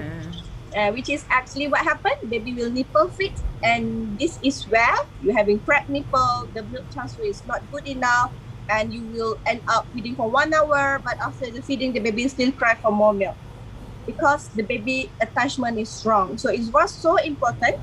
And then when you latch the baby, you need to make sure if you have a large area of areola, don't worry. Okay, what you need to do, you just aim the nipple on the baby upper lips here. Okay. Not at the center of the baby's mouth. You just aim same level with your baby nose or at the upper lip of your baby. So what will happen? The baby will smell the milk, the baby will open wide enough, and the baby will suckle. Okay, and most of the lower part will go into the baby's mouth. Okay, this is a good attachment. We call this asymmetrical latch, where you aim on the mouth, the baby will open, and you bring the baby closer, the baby will catch the areola, not only the nipple. Okay, only with this good latching, the milk transfer will get better. Or else, it just seems like if you see that the baby is latching on the breast. So actually, what happened is just like you are drinking from a straw with a hole in from that. So you are sucking the water, but you don't really get all the water when you are drinking because there's a hole in the straw, right? So you keep sucking, but you still feel thirsty. So what will happen? The baby is sucking wrongly on the breast. They keep sucking, but they get frustrated and they will cry because the technique is wrong. Okay? So basically, it was very important for a mother, especially first-time mother. They at least need to know what is a good positioning, what is a good attachment, to make sure that they can have their journey smoothly later. All right, Okay. Tasha. All right. So, Elle, what I got from you is the 4 steps, right? Support for your back, your body position. You need a pillow. You put a pillow because you're going to spend about 15 to 30 minutes to do this, right? The second thing is the baby's position, face, chest, and tummy has to be facing you. Right? And then when it's facing you, the ears, the shoulder, and the buttocks is one straight line. And then you try to bring the baby as close as possible. Don't suffocate pula, right? That's another thing. Yes. And then we have to let the baby come to us and not we, cari pull our nipple and put inside.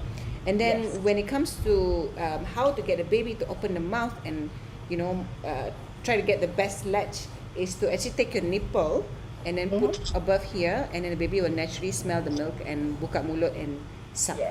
So, Elle, what happens if I seal up? That means, right, if I seal up and latch the nipple alone, do I tarik balik? Or can I just zop like that, Or can I just tolak masuk ni? Yes, okay. That is another important technique that mother need to learn before they have their baby. Basically, the position, attachment, and the third one is how to unlatch the baby in case the baby is sucking wrongly on the breast. Okay, you did experience breastfeeding before, right? You did. Okay, so you still remember how strong is the suction? Yeah. It's super strong. Even Yes. they don't have teeth, but if they bite, oh my god, it's so painful. Yeah, correct. And you just imagine if the baby is strongly sucked on the breast and you just pull it away, your nipple will become so elastic. So you don't do that. That one also can cause cracked nipple.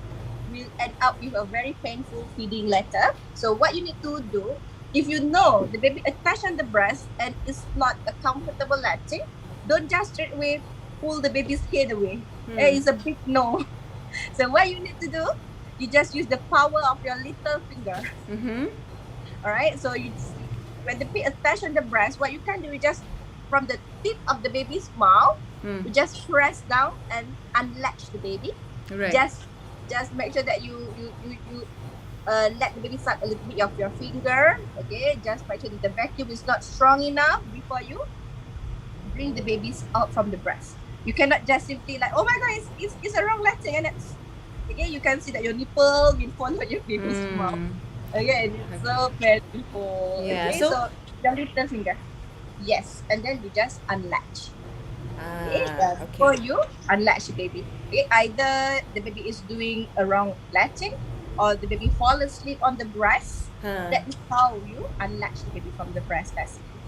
Okay. So, okay, there's a question here. Breastfeeding can cause baby choking or not, or it depends on the position. Does the position, can cause the sedar or whatnot? All right. Okay. Actually, based on the research, it's very rare breastfeeding.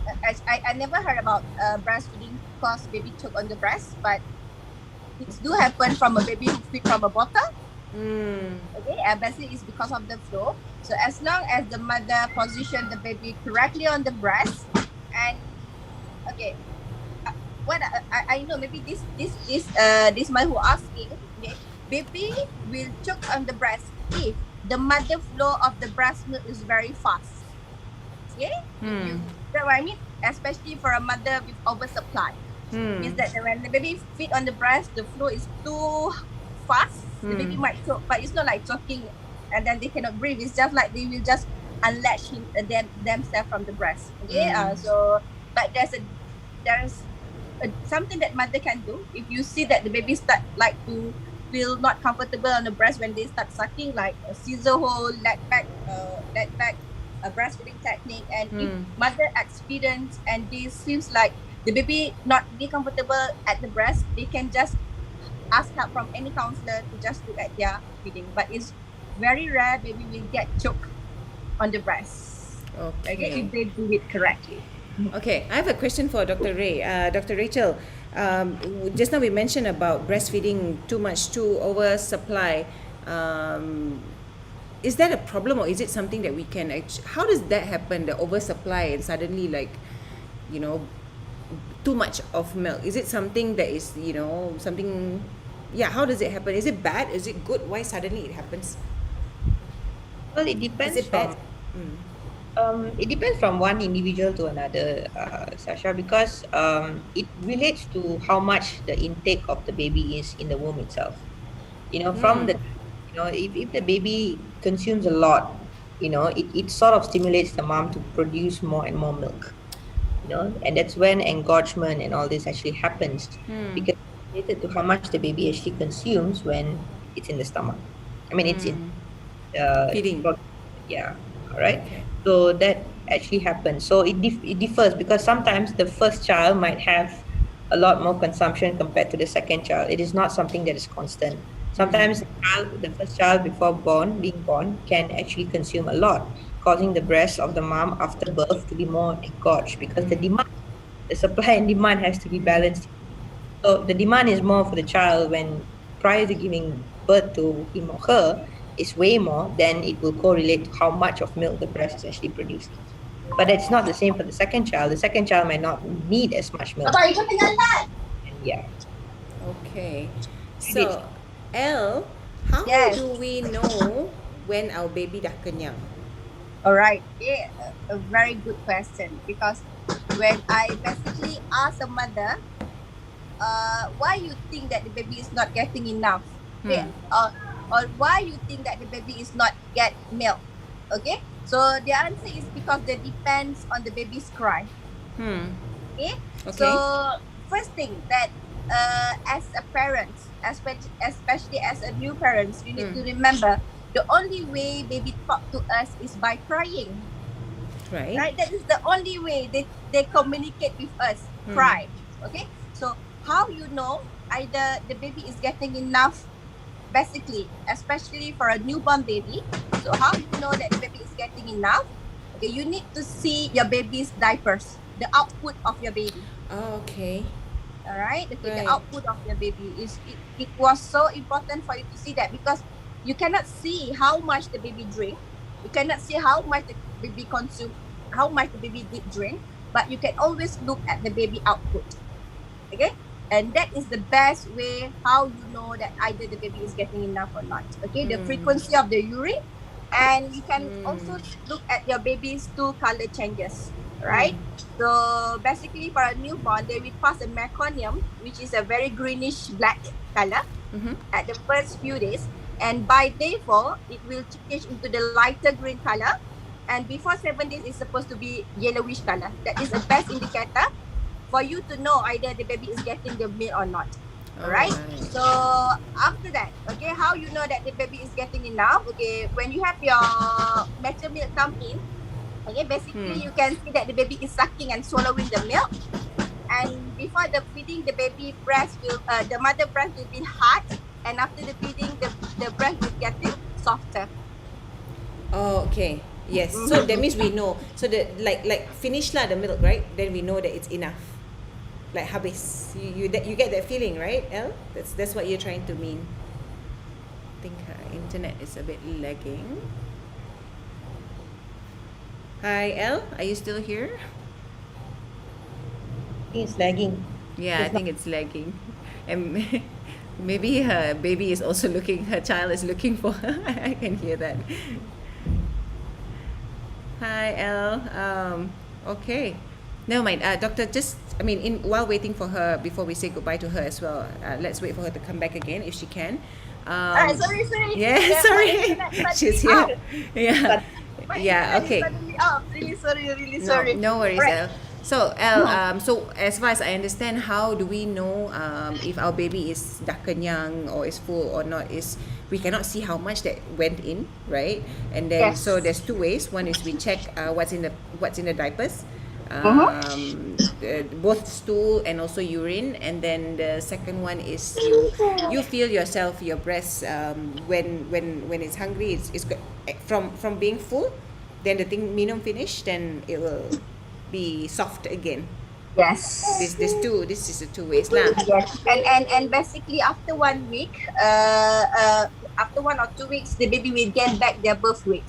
Okay? Because this is a very actually it's a very common fact, but not all mother know. The first 10 days, baby will lose some of the birth weight. Okay, and after 10 days, only then they will gain back their birth weight.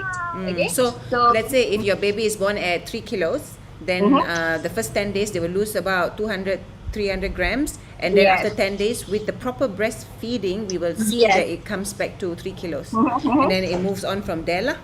Yes, absolutely. Okay, interesting.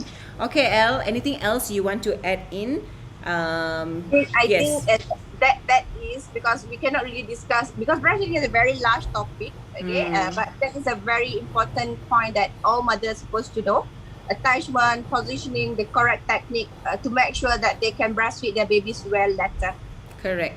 And thank you, very informative. It reminded me a lot of my past. Thank God my boys are so big now. It was one of the toughest thing for me, but Yes. hats off to parents, to moms who is can breastfeed their children to 2 years old, because we all know the benefits of breast milk compared to. Okay. All right, thank you, El. Bye. That's your kid, right? It's knocking on the door. Oh my God. Hi, oh gosh, It's so very good. really Hi. Okay. Okay, All right. thanks, Mami. Thanks, El. All right. Thanks. Okay, thank you, Dr. All right. Rachel. Bye. Bye. Oh, wow. What an interesting session. Okay, so we got that out of the way, the basics, and very, very important about breastfeeding, the step by step. I hope everybody, moms up there who's currently breastfeeding or is going to be breastfeeding in the next month or so, are fully equipped now.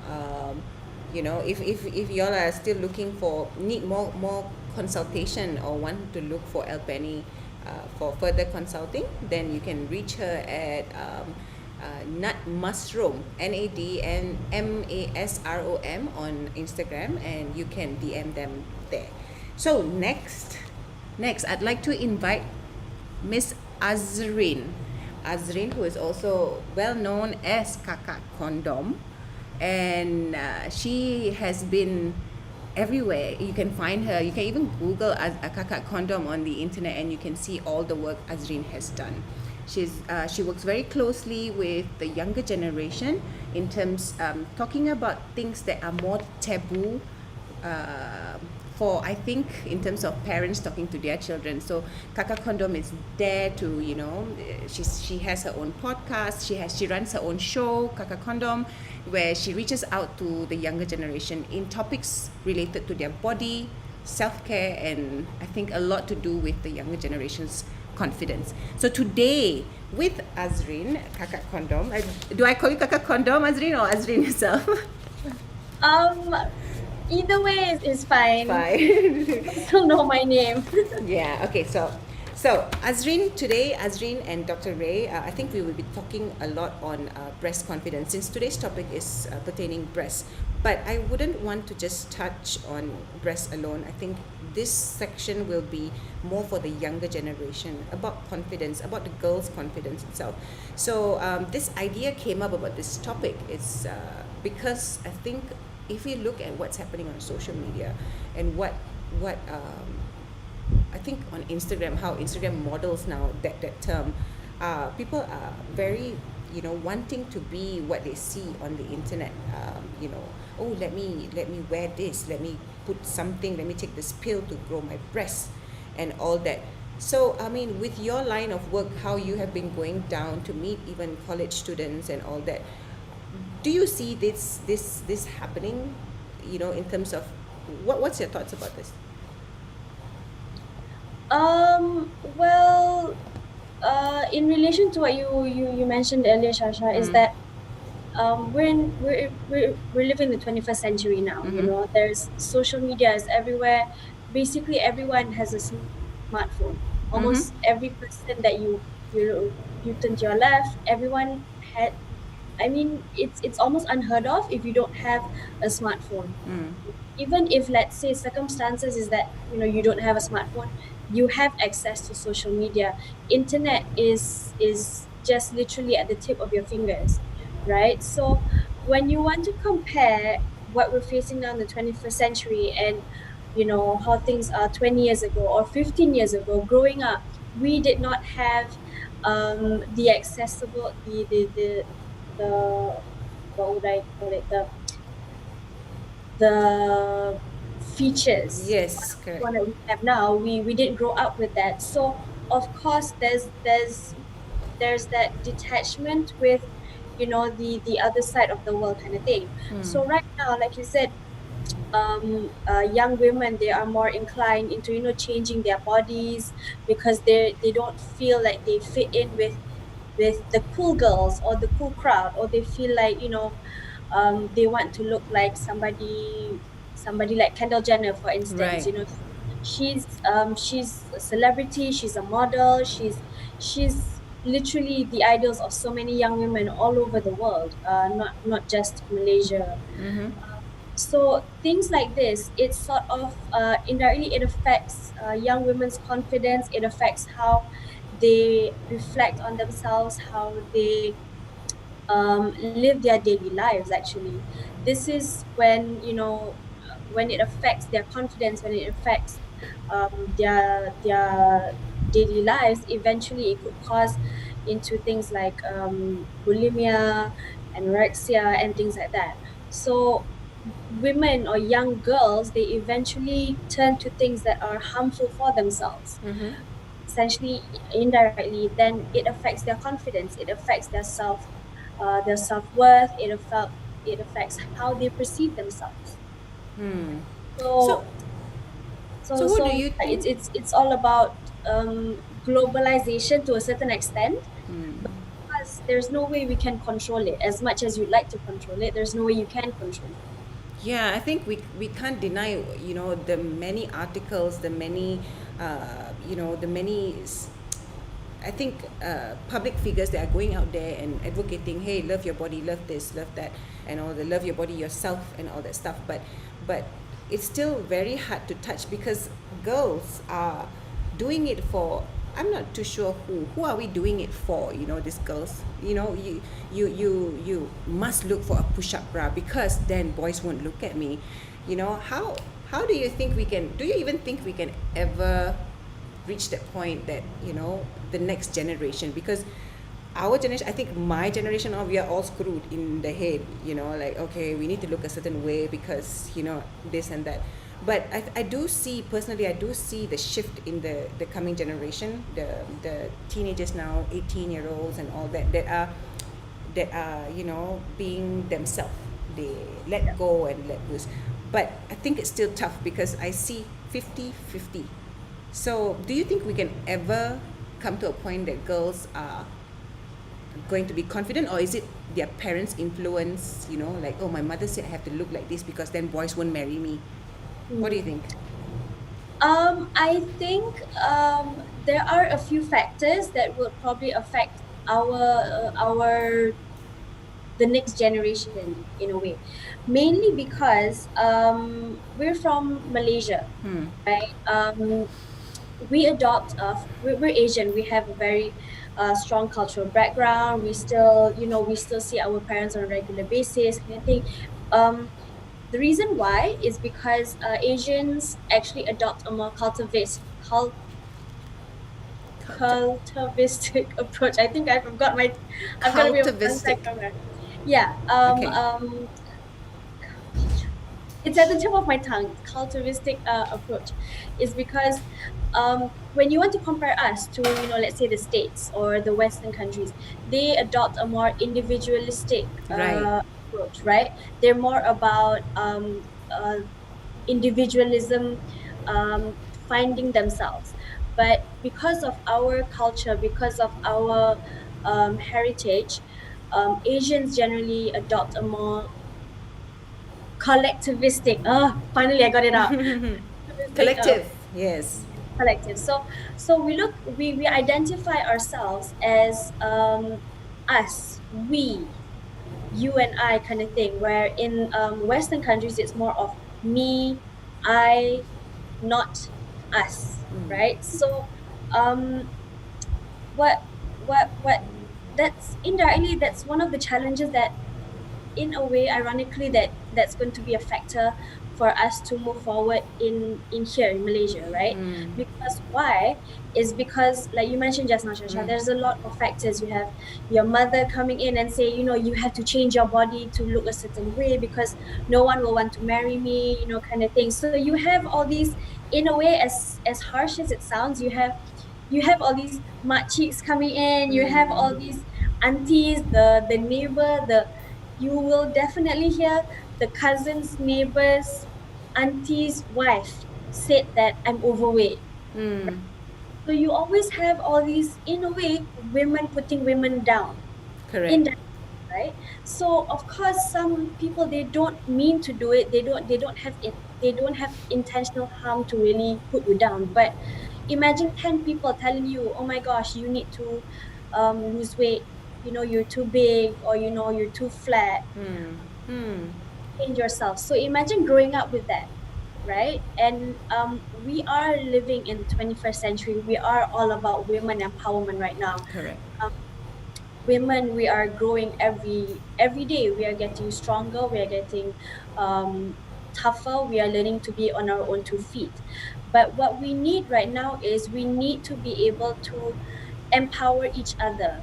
We all have a voice. We just need to learn how to use it, right? And it's okay to struggle a little bit, right? That's part of growing.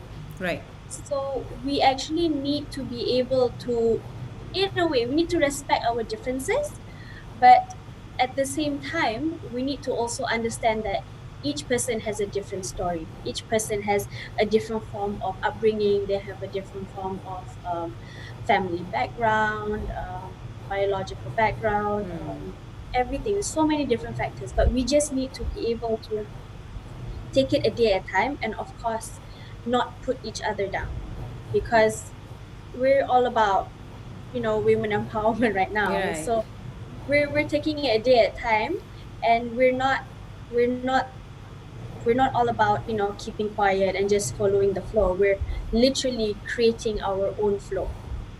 Okay. So Dr. Ray, I have this thing. I mean, with your you know, your line of work and all that, I'm sure you have met multiple women that walk in, and I think like what you do in your clinic is, you know, you always advocate about sexual health and all that, and you know, to get people to come and screen for STD and all that stuff. And I'm sure you have met multiple women that come in, because it's not a, it's okay for a guy to come in for an STD screening, but it's not okay for a girl. So, can you share some of your experiences? Like, what's the reality of girls, women coming in for STD screening? Is it the same as when a man comes in for STD screening? Is it a little bit more hush hush, or are they? What? Share us one experience, if you may. Think when it comes to women, they are much more reserved when it comes to.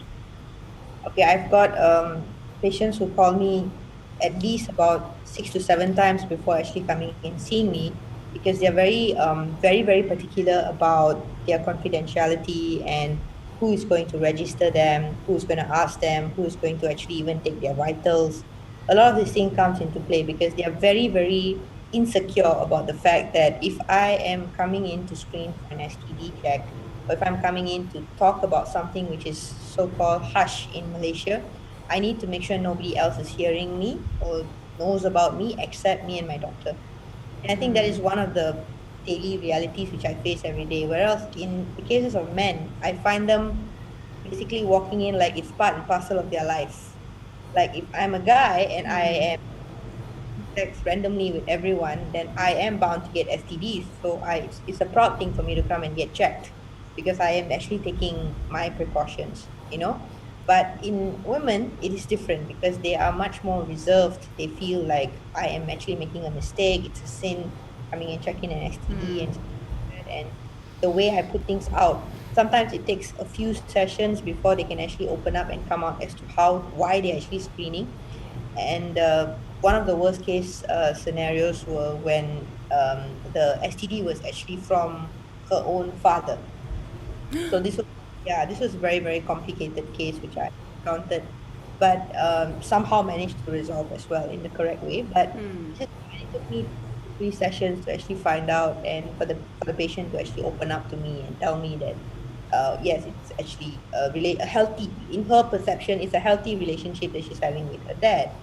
So yeah, in this case, it's always going to be double standards, Sasha, because in Malaysia, I think the way people look at things, if a guy sleeps around with multiple girls, it's like he has scored A. But if a girl does the same, it's like, oh, she's not. She's probably very bad influence in the society, and it's the perception of the society that creates this kind of inhibitions for everyone. So that's my take on that. And it's very very tough to, I think, break that mindset. I think I don't see it happening in, like, you know, 2 to 3 decades or so. But Azrin, I mean, you've worked a lot with college students with what you are advocating as well. So some of your experiences, I think, do they sound similar to what Dr. Rachel had just shared just now? When it comes to, I mean, share with us a little bit about what you do with when you go down to meet students in college, young adults, I would say early 20s and all that. How does it differ when it comes to women's, the girls' confidence? Um, yeah, well, we do have a lot of engagements with university students. So they are young adults. I won't call them teenagers. I won't call them kids. They are young adults, like you said. So they are responsible for the choices they make.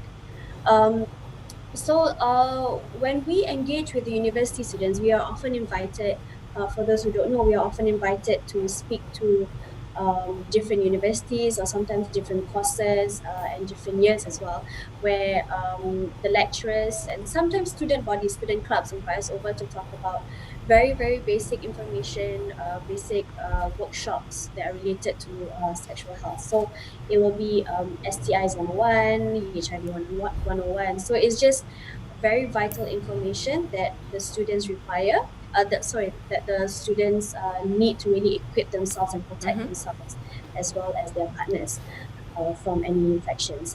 Some of the workshops that we create, each workshop that we create is custom to our crowd. So if we know that these are going to be students who are fresh out of high school, who have literally zero knowledge of anything, then we will start very, very, very basic. We don't just jump in and tell them, this is what you do, blah, blah, blah.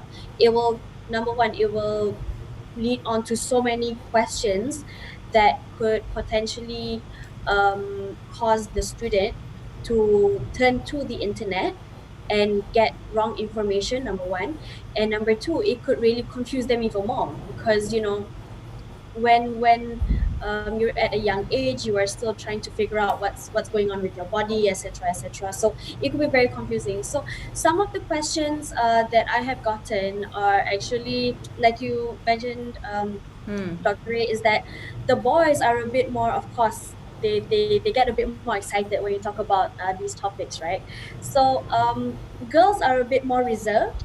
Um, Normally when I run these workshops, what I normally do is I have little jar, an empty jar. So it gets passed around the whole hall or the whole room, and people can just dump their questions in there, so it's anonymous, because these questions is a sensitive topic. People don't really want to ask it, so they can literally ask any question and just dump it into the jar. So some people dump questions in the jar, but some are more bold and they just raise their hands and be like, "Oh, I want to ask this question."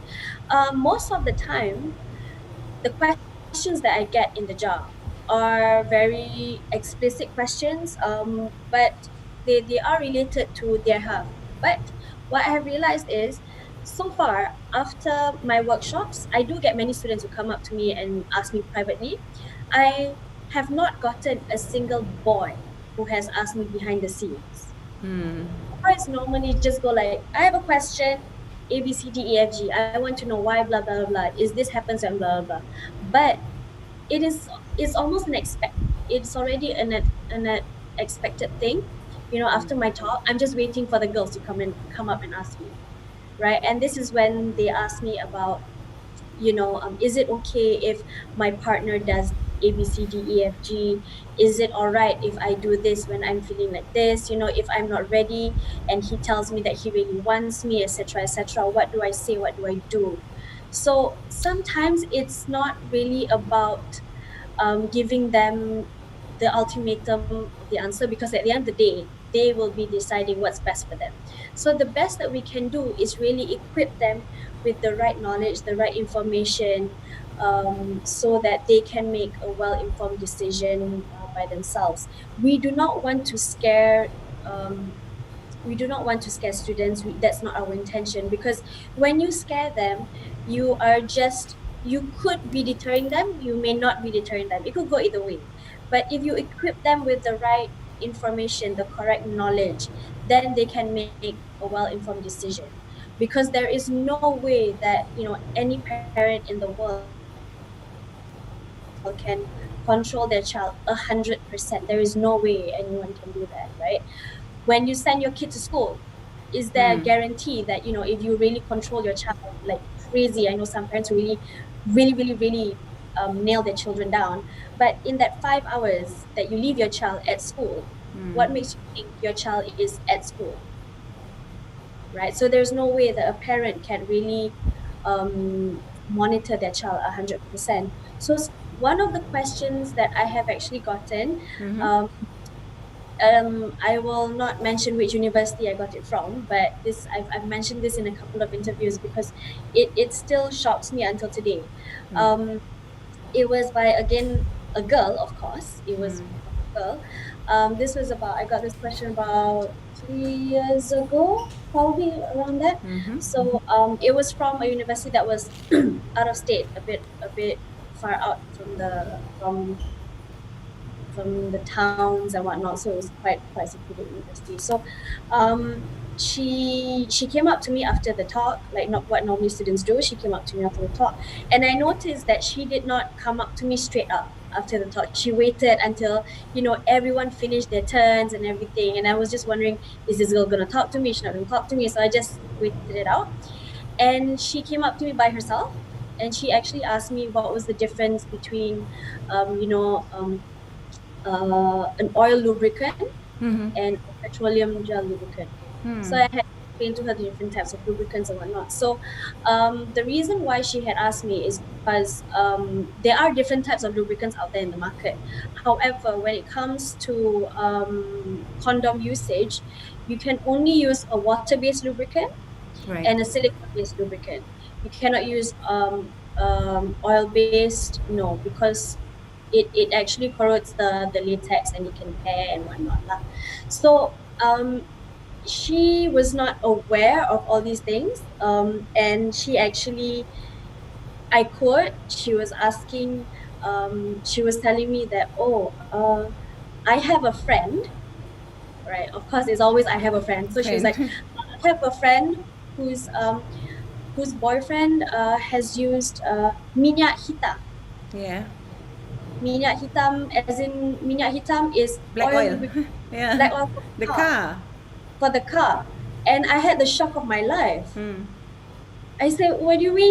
What do you mean?" And she said, "Yeah, yeah, I've already told her don't use this oil, don't use minyak hitam because macam tak boleh je, you know, kind of thing." And then I said, "Yes, you please tell your friend." I said, "No, you cannot do that because it corrodes and everything." And I said, "That is engineered for cars. This is not engineered for intercourse." So Hmm.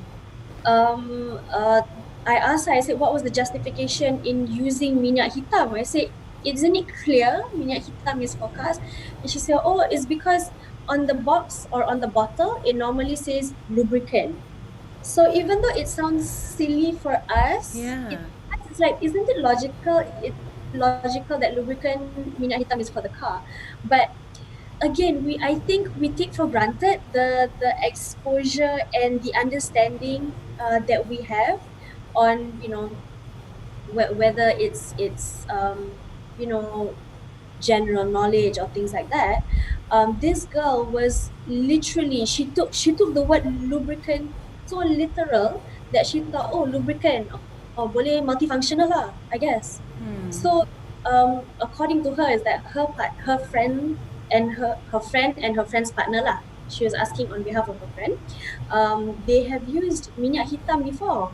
And she said the justification was that the bottle said lubricant, so they thought it was multifunctional where you can use it for intercourse and you can also use it for car Oh and other God. things. So I had to tell her no, no, and that was the time where it really opened my eyes, and then I took a step back and thought, oh my God, you know, for us, we live in the city, we are quite, we are aware of the general Hmm.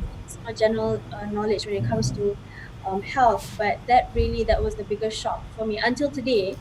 I still tell that story because it was such a shocker for me, because it was the university that I was speaking was not in a very Outskirt. progressive area. Oh, okay. It was a bit outside lah.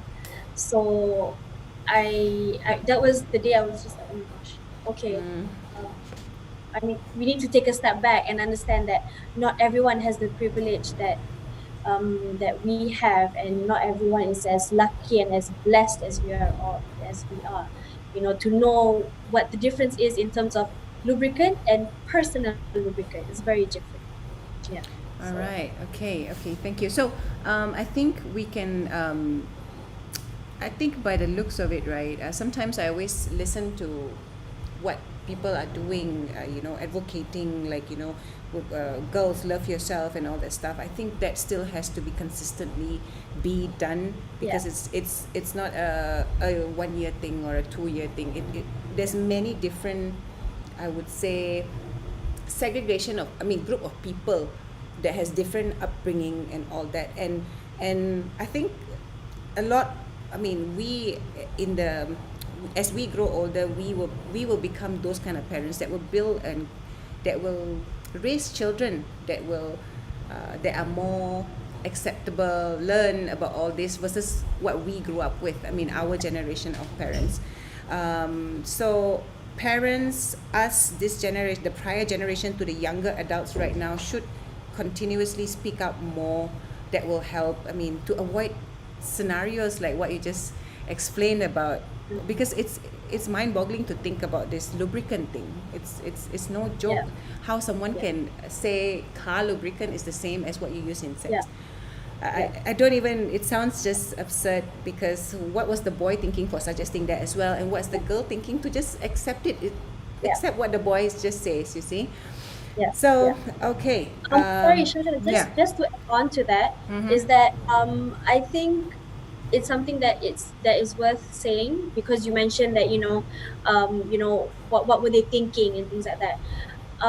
Some people, I'm just going to put it out there that there are some younger adults who have actually used plastic bags to Uh, substitute for condoms. condoms. Oh, God. Yeah. Yes, they substitute plastic bags they substitute condoms with plastic bags, because why? It's the same logic as the lubricant. They're like, Hmm. it's still a plastic, but again, condoms are not plastic. Condoms Hmm. are made out of natural latex. Latex. Yeah, so the education on things like this, on condoms, on lubricants, is just, we are lacking that sex ed.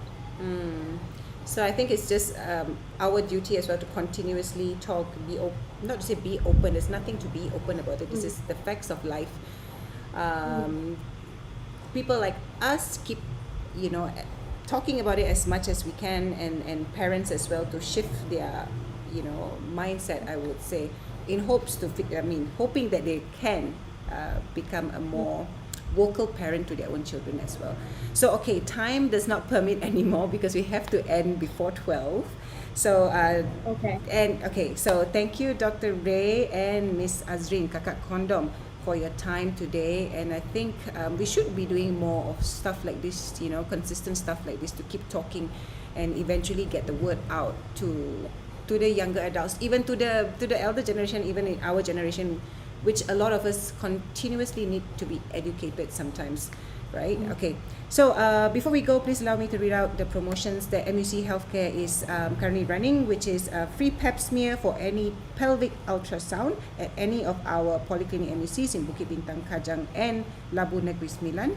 And pap smears are only at 30 ringgit. So just head on to our Facebook page, DM us, simple as that. So thank you again, everybody, Dr. Rachel and Kakak Kondom. If you wish to re-watch this session of breasts, and to the end, what we just discussed earlier, a lot about women's confidence, girls' confidence, and all that, please watch it again in MUC Healthcare's Facebook page. So that's it. Thank you, everybody. Bye bye. Have a great Bye. Sunday. Bye.